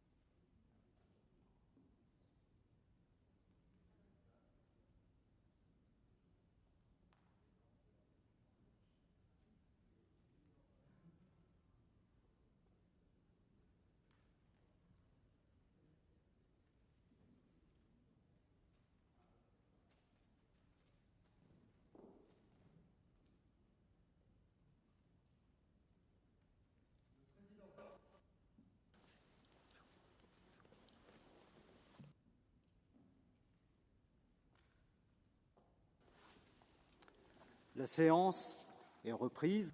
The session is open. The minutes from yesterday's meeting and the adopted texts are available. Are there any comments? No. In which case, the minutes are adopted. The non-attached members have told the President that they have taken decision on a change to the nominations to their commissions and delegations. These decisions will be in the minutes of today's meeting and will take effect from now. The next point on the agenda is the Commission statement on endometriosis, Europe's wake-up call on the gender health gap. It's our pleasure to welcome Commissioner Hajj Al Habib. Welcome, Madam. And you have the floor on behalf of the European Commission.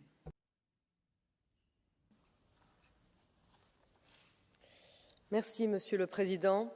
Honourable members, endometriosis impacts millions of women across the EU. It puts a heavy burden on their health and well-being, with consequences for their fertility and even their lives.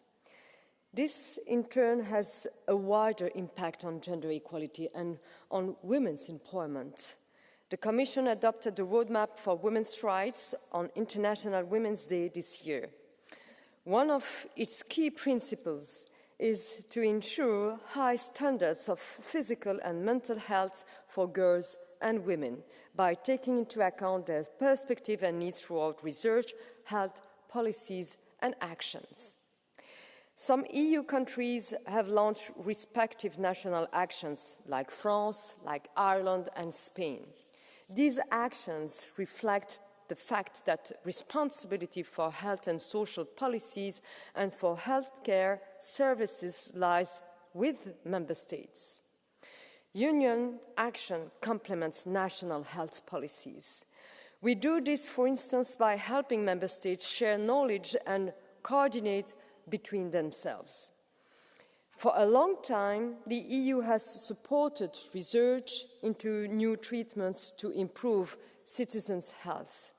The Commission launched the EU-wide Healthier Together initiative in 2022 to help address the burden of non-communicable diseases, which includes endometriosis. The EU for Health funding programme has allocated over 280 million euros to this initiative. The Commission also hosts the EU Best Practice portal for public health, where member states can share information and insights. And in its meeting in June last year, the expert group on public health endorsed a comprehensive prevention-focused approach to non-communicable diseases. On top of this, over €2 million have been invested in more than 1,000 research and innovation projects on women's health through Horizon 2020 and Horizon Europe. This portfolio includes 15 projects worth €47 million conducting research related to endometriosis. Last but not least, in Horizon Europe, the integration of a gender dimension in R&I is a mandatory requirement. This ensures that women's specific needs are consistently considered across all research domains, thereby promoting more inclusive, equitable, and scientifically robust research outcomes. Honourable members, I want to acknowledge the impact of endometriosis on women's health and on society as a whole as well. We have come a long way, but more could be still done. Further research is needed to better understand the disease pathway and develop targeted treatments and prevention strategies. And we must make women and health professionals aware of the disease and the symptoms for earlier diagnosis and more accurate information. From the Commission side, we will keep supporting Member States' work to address endometriosis, and other non-communicable diseases. Thank you. Merci beaucoup, Madame la Commissaire. Thank you very much, Commissioner. On behalf of the EPP, Mr. Kulia. Tisztelt képviselőtársak, tisztelt bizottság. Members, colleagues, Commissioner, President, endometriosis affects one woman in every 10, hundreds of thousands in my own country, Hungary, and millions across Europe. They suffer from this very painful disease. And this is a blind spot in our health policy. Endometriosis is not just pain during menstruation, but it's much more wide-ranging and difficult. This means that endometrium tissue grows outside the uterus in various parts of the body, and this tissue has cyclical menstrual behavior. This causes pain and other issues involving health. It takes 6 to 7 years before a diagnosis is found, and they have to suffer every single month. This can affect people's performance at work and at school, and it can damage the sexual life of adult women. It's particularly difficult for women who wish to have children. A late diagnosis can lead to infertility or damage to other organs, and the possibilities for treatment are very limited and often involve surgical interventions. In many cases, governments are responding, but others are just talking without acting.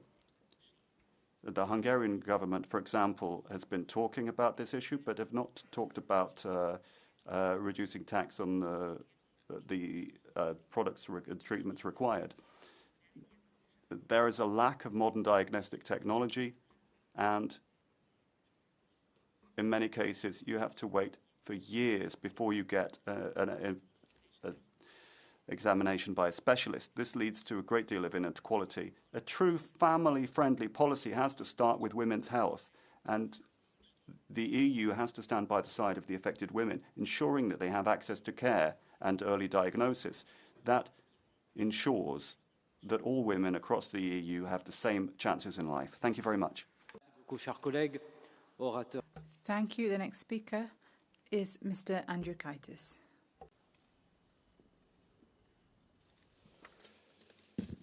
Dear President, dear Commissioner, let me start with some sentence. It is incredibly frustrating to see sensitive topic as women's health repeatedly scheduled for the very end of the European Parliament plenary agenda. This consistent demotion of health-related discussions suggests a worrying undervaluation of their importance.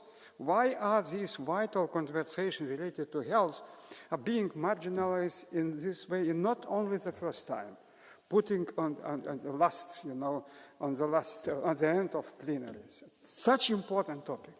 I want to extend my congratulations to the Commission for taking new steps to address endometriosis, but only with robust actions at the EU level, we have the potential to transform the lives of approximately 14 million women. To truly confront this debilitating condition across the EU, we need a focused, multi-pronged strategy that directly improves the daily reality for those affected. First and foremost, we must dramatically increase both EU and national funding for endometriosis research. More research will lead to a deeper understanding of this complex disease, paving the way for more effective treatment, and of course, crucially, to create hope, because it is so complicated issue. Hope for cure. The EU must also champion and implement supportive policies like paid menstrual leave, as just mentioned. France, Ireland, Spain did it. And of course, furthermore, we need to ensure free and accessible fertility treatment and prioritize robust mental health support, because a lot of women suffer from them. These aren't just administrative measures. They are about restoring dignity, protecting livelihoods, and of course, offering brighter future for women. And women's health is so important. And of course, gap exists. We can't be blind, and it's a very sensitive topic. Thank you very much indeed. Merci beaucoup, chers collègues. Thank you very much. Next speaker, Margarita de la Pisa Carrion. Gracias, Presidente.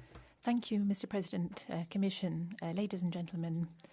We've spent decades hearing people talk about gender equality, with millions allegedly going to alleviate life for women, but this expenditure is not focused on something as important as our health. Campaigns are often aimed at social engineering, but a question such as endometriosis, which affects so many women, is invisible. 1 in 10 women suffer from this disease, with intense pain, infertility, and chronic pain as possible results. But there is no effective early diagnosis available, and it's very difficult to get any kind of effective treatment. And I would like to ask, why can more money not be invested in diseases that affect women? The European Union has invested more than 400 million euros on gender equality, promotion of gender equality. But where is the social engineering when it comes to real pain to be treated? Let's recognize that relatively little has been invested in this. But what can we expect when this is an ideology? When there's no agreement about what it is to be a woman. It's urgent that we redirect funds from the EU. Women need real solutions for real problems. This disease affects millions of women in Europe. It represents an estimated cost of around 30 billion euros per year in absence from work alone. I'm sure that every woman would be grateful for more effort to be devoted to finding causes and treatment for this disease. It's still not known what factors might be involved.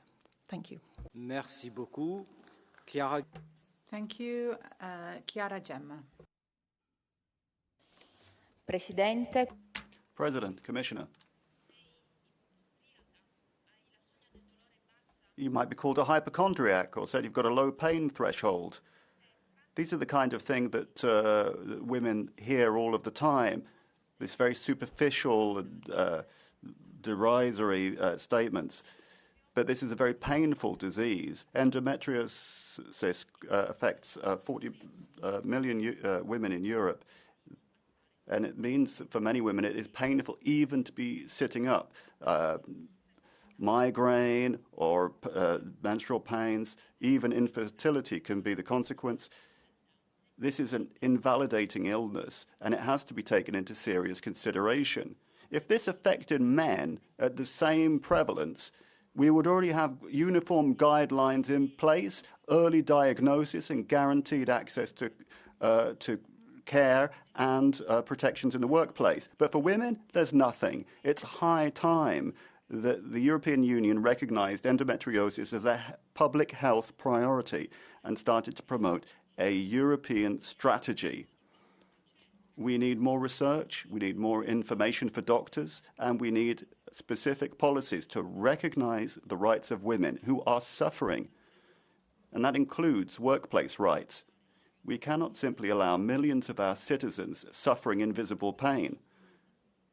Let's break down the wall of silence here in Europe. Thank you very much. Merci beaucoup, cher collègue. Thank you very much. Next speaker, Billy Kelleher. Commissioner Labib, gender inequality in our health system is systemic. It permeates from research through to diagnosis, from treatment to prognosis. There is a lot of research now which has identified the causes, both societal and medical. It is now for us as policymakers to address the root causes of these problems. The topic at hand today is endometriosis, a painful progressive condition that can be debilitating at times and can affect fertility. It can plague women from their first menstrual cycle in their teens to their last menstrual cycle in life. It is estimated that 1 in 10 women, that's 14 million women in Europe and around 155,000 in Ireland alone. And on average, Commissioner, it takes about 8 years for diagnosis. And that is a significant issue in itself alone. So there are promising studies taking place in Europe at the moment, including the University College Cork, University College Dublin, that these studies are making more use of machine learning and AI to find novel ways to identify endometriosis and the means of easing the pain. I see 4 things we should strive for. Increase the funding in female-specific health issues and identifying the differences in how symptoms present and reactions to treatments and drugs. Move away from the male-centric approach to treatment and listen to women and their experience. Give them back control of their health and their treatment. And make it not into a postcode lottery.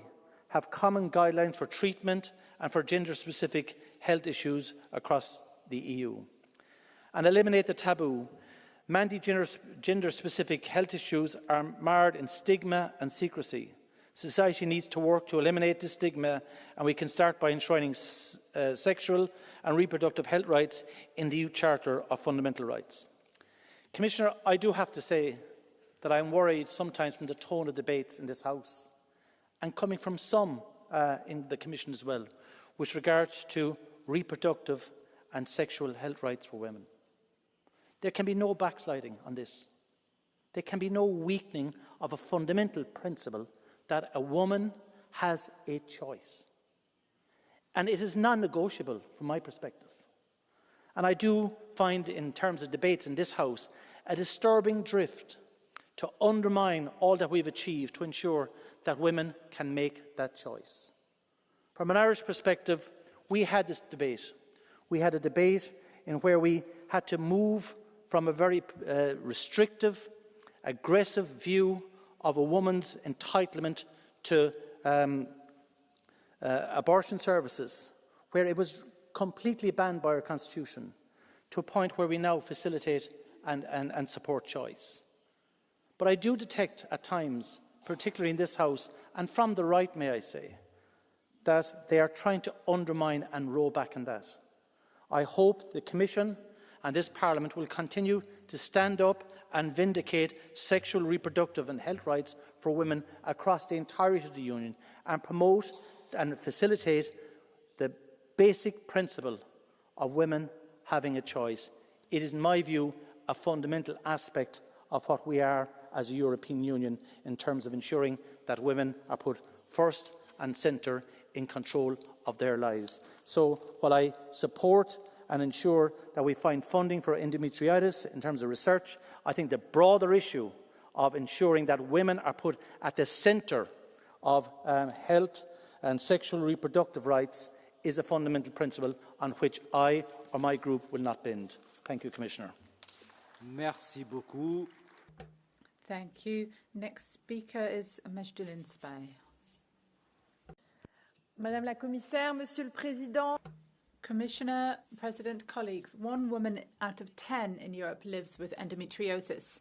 1 in 10 suffers from chronic pain, debilitating pain that affects her day-to-day life, her work, her romantic life. And endometriosis is responsible for a number of fertility cases as well. And yet you have to wait 7 years for a diagnosis, 7 years to be told that to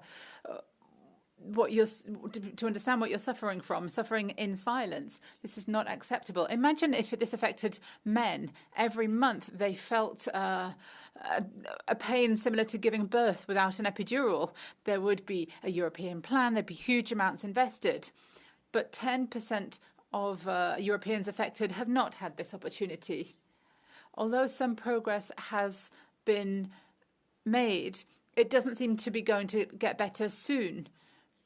And yet the Commission is allowing endocrine disruptors. These are available in day-to-day products and impact women's hormone systems. So I would ask for the Commission to speak in favour of a European strategy against endometriosis. Madam Commissioner, do you think that Europe will be able to help to contribute to finding a cure for endometriosis? Imagine if we could ensure social and employment inclusion for sufferers. We would change the lives of Europeans and of future generations in Europe. Thank you. Merci beaucoup. Thank you, Katarina Martin.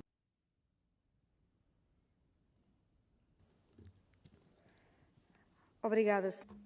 Thank you, President. Menstrual pain are made invisible in our society.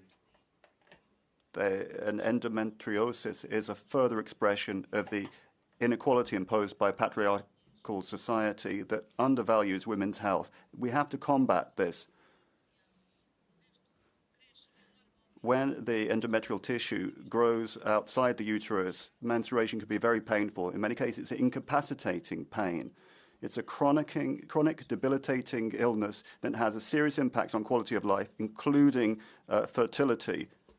And it's only prejudice that has led to this being so neglected. In Portugal, we have a law allowing women 3 days of paid leave for women suffering from endometriosis.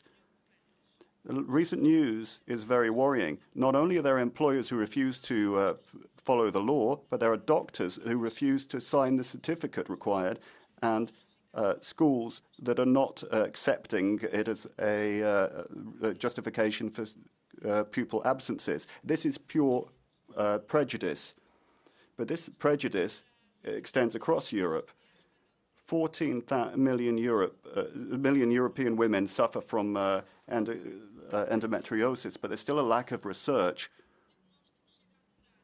Diagnosis takes 7 years on average, and when the diagnosis takes place, there's a lack of treatment.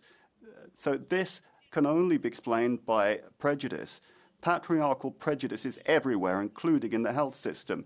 If we start talking about this inequality, I think this is largely thanks to feminist activism that has put these items on the agenda, because otherwise they would be behind a wall of silence. But we women also need to act. There's a lack of research into women and their bodies. Men's bodies and health cannot be the standard subject of clinical practice and research. No, we need to give full value to the symptoms and conditions that affect women. We need to set targets to inform health professionals and redirect public health systems. We need better health education at schools, including education about menstruation. All women should have a right to dispose over their own body and receive the care that they need, including abortion. Madam Commissioner, the declaration from the Commission saying that we need to overcome persistent health inequality in Europe is important. Dealing with endometriosis is an important step forward. It's good that we're doing it, even if it is the final stretch of the plenary session and there are very few members still in Strasbourg. But the next essential step is a global strategy for the health of women, including sexual and reproductive rights across the whole of Europe. And that is what we're going to continue to work for. Thank you very much. Thomas Fröhlich.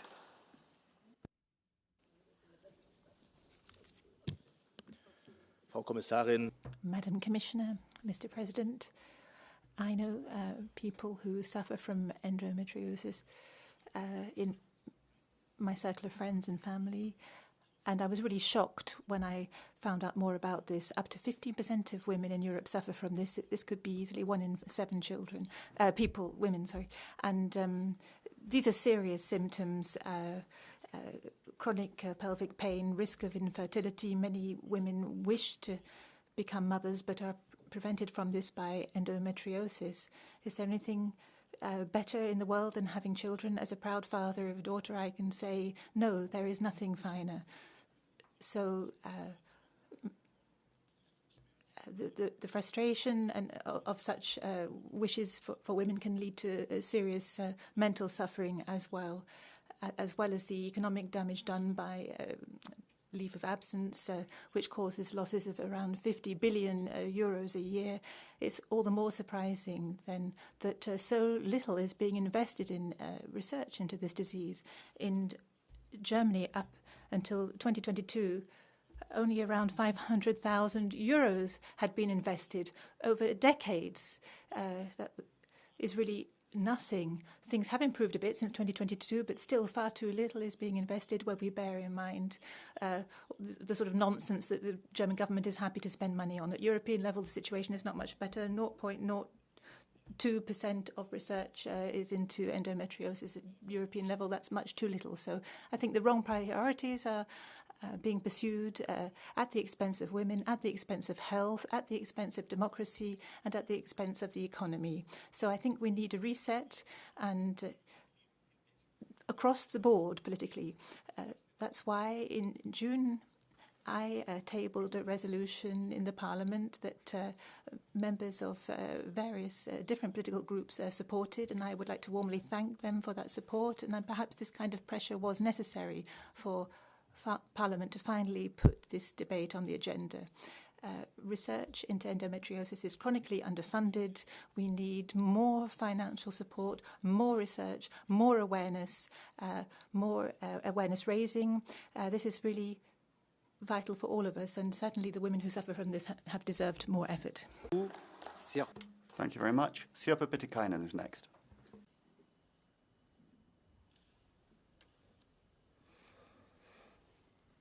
Erittäin kivuliaasta ja arkipäivä.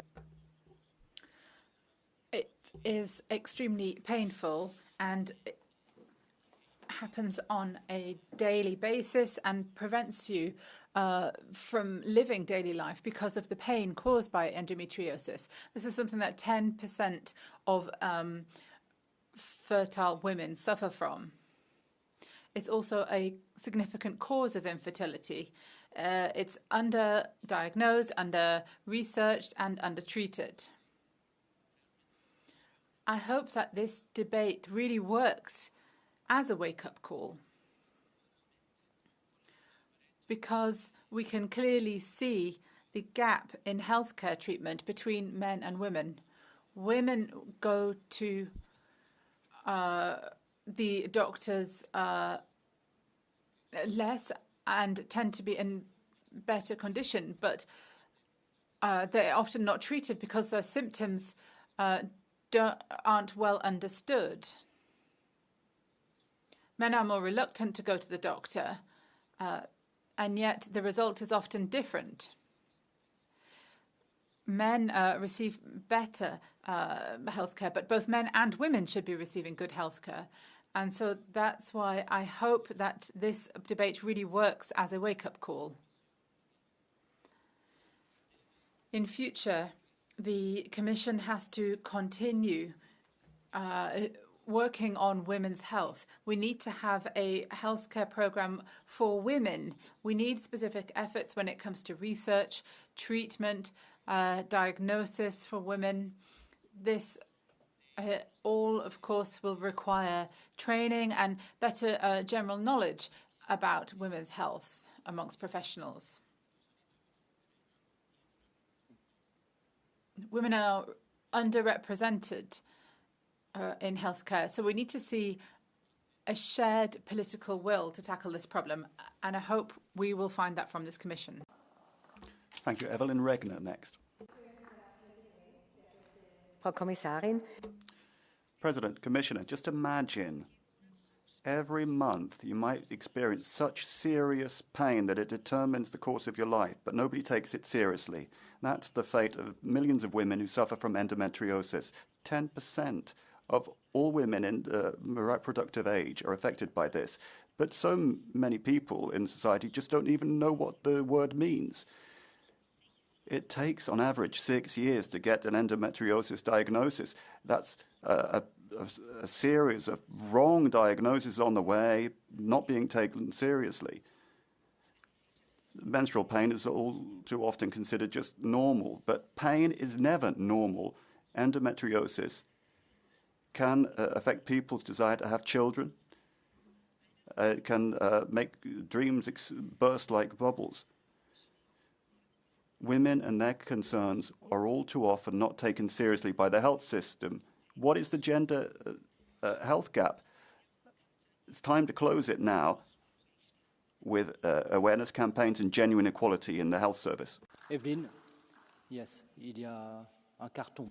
Evelyn, you've got a blue card from Mr. Grazoulis.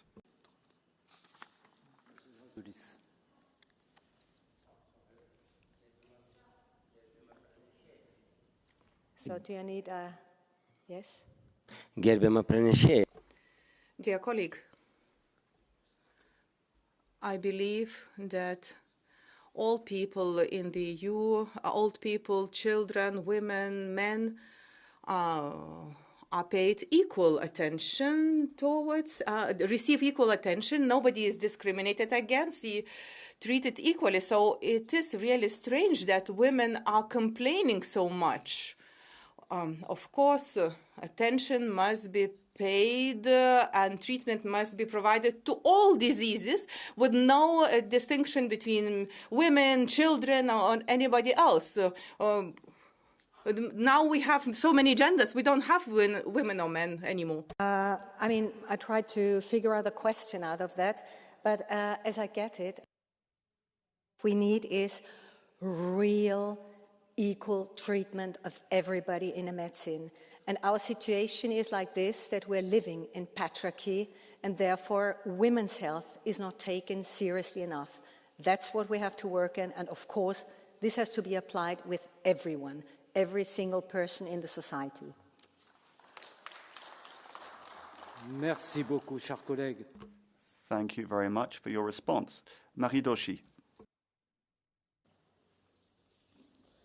Elle ne simule pas. They're not faking it. They suffer in silence. They collapse in the loos at school, on the bus. They shut themselves away. They isolate themselves. It's not in their minds. This is what millions of women affected by endometriosis suffer. And sometimes they do give up. They give up on their wish to have children, on their jobs. Sometimes they give up on their lives. It's overwhelming suffering, although it's invisible, and it comes up against a wall of indifference. We've got the figures. It takes 7 to 8 years to get a diagnosis, no cure. People feel guilty, they feel bad about themselves. 2 years ago, I proposed a motion for a resolution to call for a European strategy, but you rejected it on the pretext that this was just one disease among others. Today, Mr. Fröhlich, you've tabled this motion, and I welcome this, but I note that nothing has changed. For years, you've issued empty words. Reports have been written that have been filed away in a cupboard. Meanwhile, millions of young women are suffering an obstacle course of humiliation dealing with this disease. We can't close our eyes to this. We can't just have a sort of hashtag lip service to this once a year. We need concrete measures. We've had enough words already. It's time to act for people who are suffering in silence. It's time that you took more seriously women's suffering. Maria Teresa. Thank you very much, Maria Teresa Vivaldini.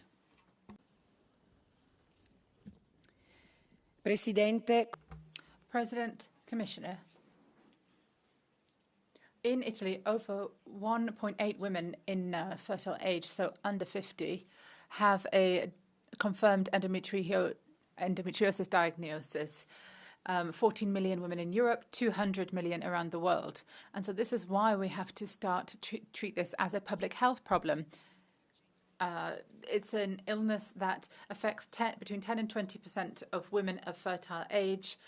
Diagnosis can take 8 to 10 years, during which time the physical, psychological, social, and professional consequences are felt. Women with endometriosis have an increased risk of a number of types of cancer. It can also impact fertility. Treatments to deal with it are long and costly today. There is not sufficient knowledge about the illness, and the pain felt by women is underestimated. This has led to delays in diagnosis, research, and insufficient healthcare. Access to care is unequal within member states, particularly those in economically disadvantaged or weaker healthcare systems. Europe, therefore, has to do more to ensure that there is more equal access to care and treatments in the EU, to ensure uniform, high-quality assessments, implementing dedicated, targeted financing such as Horizon Europe. What we're doing today is not enough. We have to do more with adequate measures, not just to deal with the impact of the illness on individuals, but also to fight demographic change and the other negative consequences that it can have. Thank you. Thank you very much. Tilly Metz next. Merci, Monsieur le Président. Thank you very much. President, Commissioner. I'm here to speak for millions of women across Europe, women who have been ignored, misdiagnosed and dismissed for far too long. They are called hypochondriacs, pill poppers, hysterics, or attention seekers simply because they are in pain, real, chronic, paralyzing pain.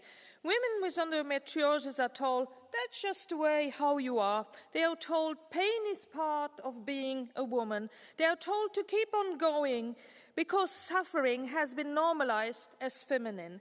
But endometriosis is not an issue to endure. It is a disease that affects 1 out of 10 women in the EU, a disease that can take up to a decade to diagnose, a disease that has destroyed organs, careers, relationships and lives. We face a gender health gap that is killing trust, delaying treatment and violating the rights of women.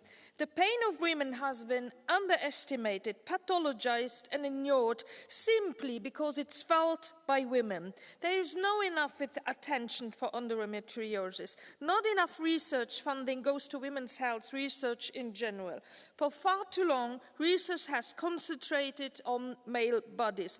We must change that. It is changing already, but not fast enough. We call for investment in research, both on diagnosis and treatment, but also on awareness rising about women's health. Thank you. Merci beaucoup, cher collègue. Thank you very much. Gunther Siddles next.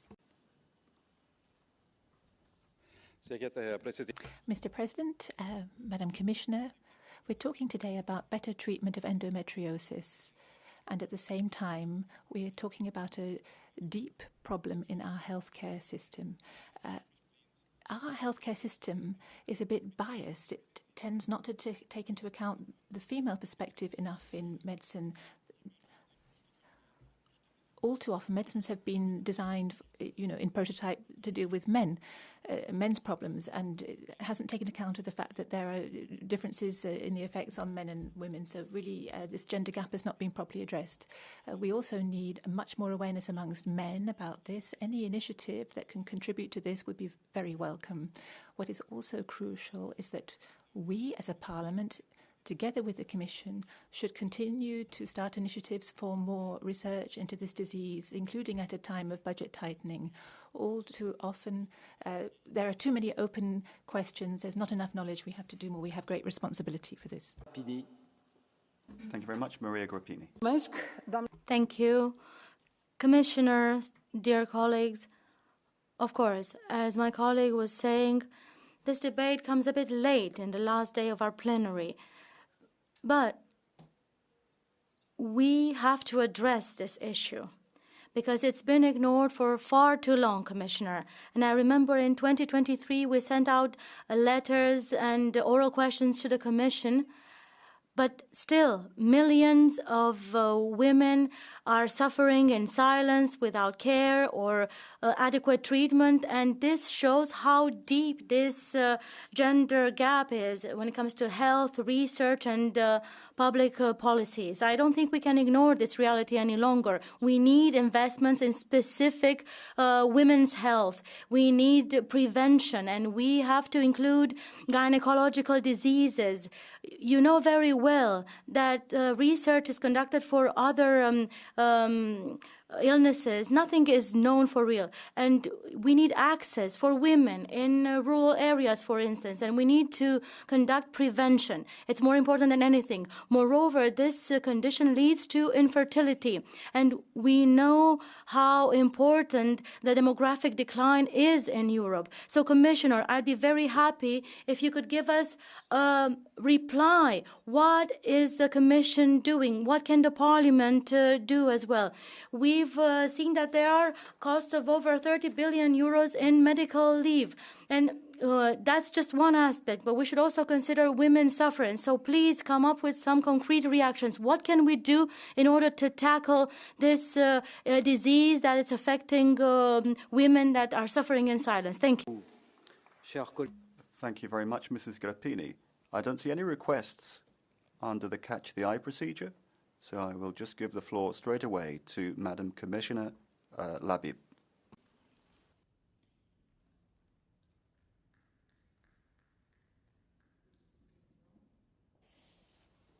Honourable members, thank you for this maybe late debate, but let's say that we keep the best for the end.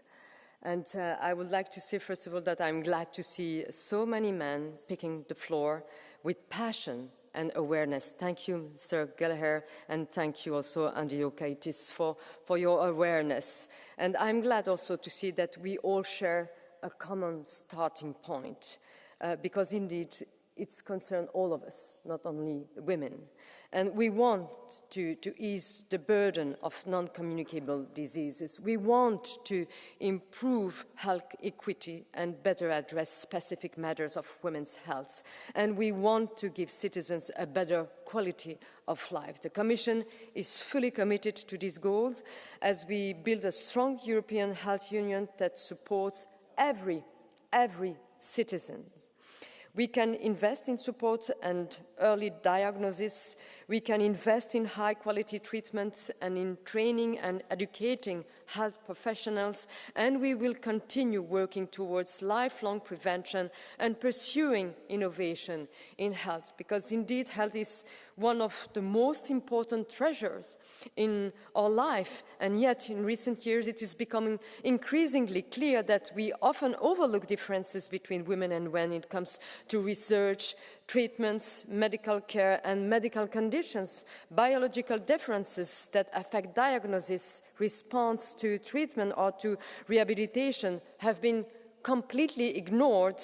Women have been excluded as research subjects, for instance, for reasons related to hormonal cycles, which would entail a potential unpredictability of the results. And that is why Principle 2 of the Roadmap for Women's Rights focuses on ensuring the highest standards of physical and mental health for women. It promotes that a gender lens should be embedded in all health policies and actions. And this means the promotion of gender-sensitive medical research, clinical trials, diagnostics and treatments, and a systematic collection of sex-disaggregated data. And the roadmap furthermore commits to supporting and complementing the health action by the Member States regarding women's access to sexual and reproductive health and rights in full respect of the treaties. And this includes respectful and high-quality obstetric, gynecologic, antenatal, childbirth and postnatal care, free from discrimination and combating harmful practices. And this roadmap, as you know, will pave the way for the next gender equality strategy to be adopted ahead of International Women's Day next year.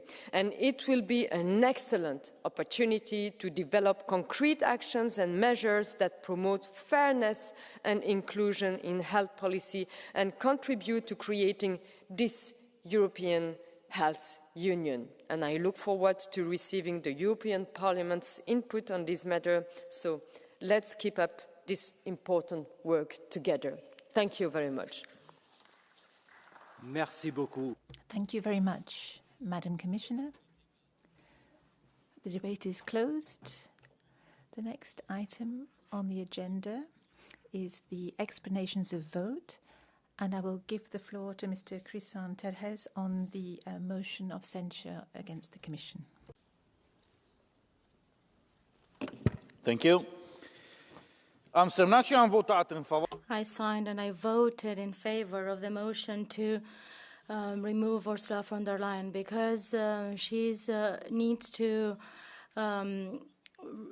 reply for her measures during the pandemic. During the pandemic, as President of the Commission, she said that medical products labeled as vaccines were safe and efficient, which was not true.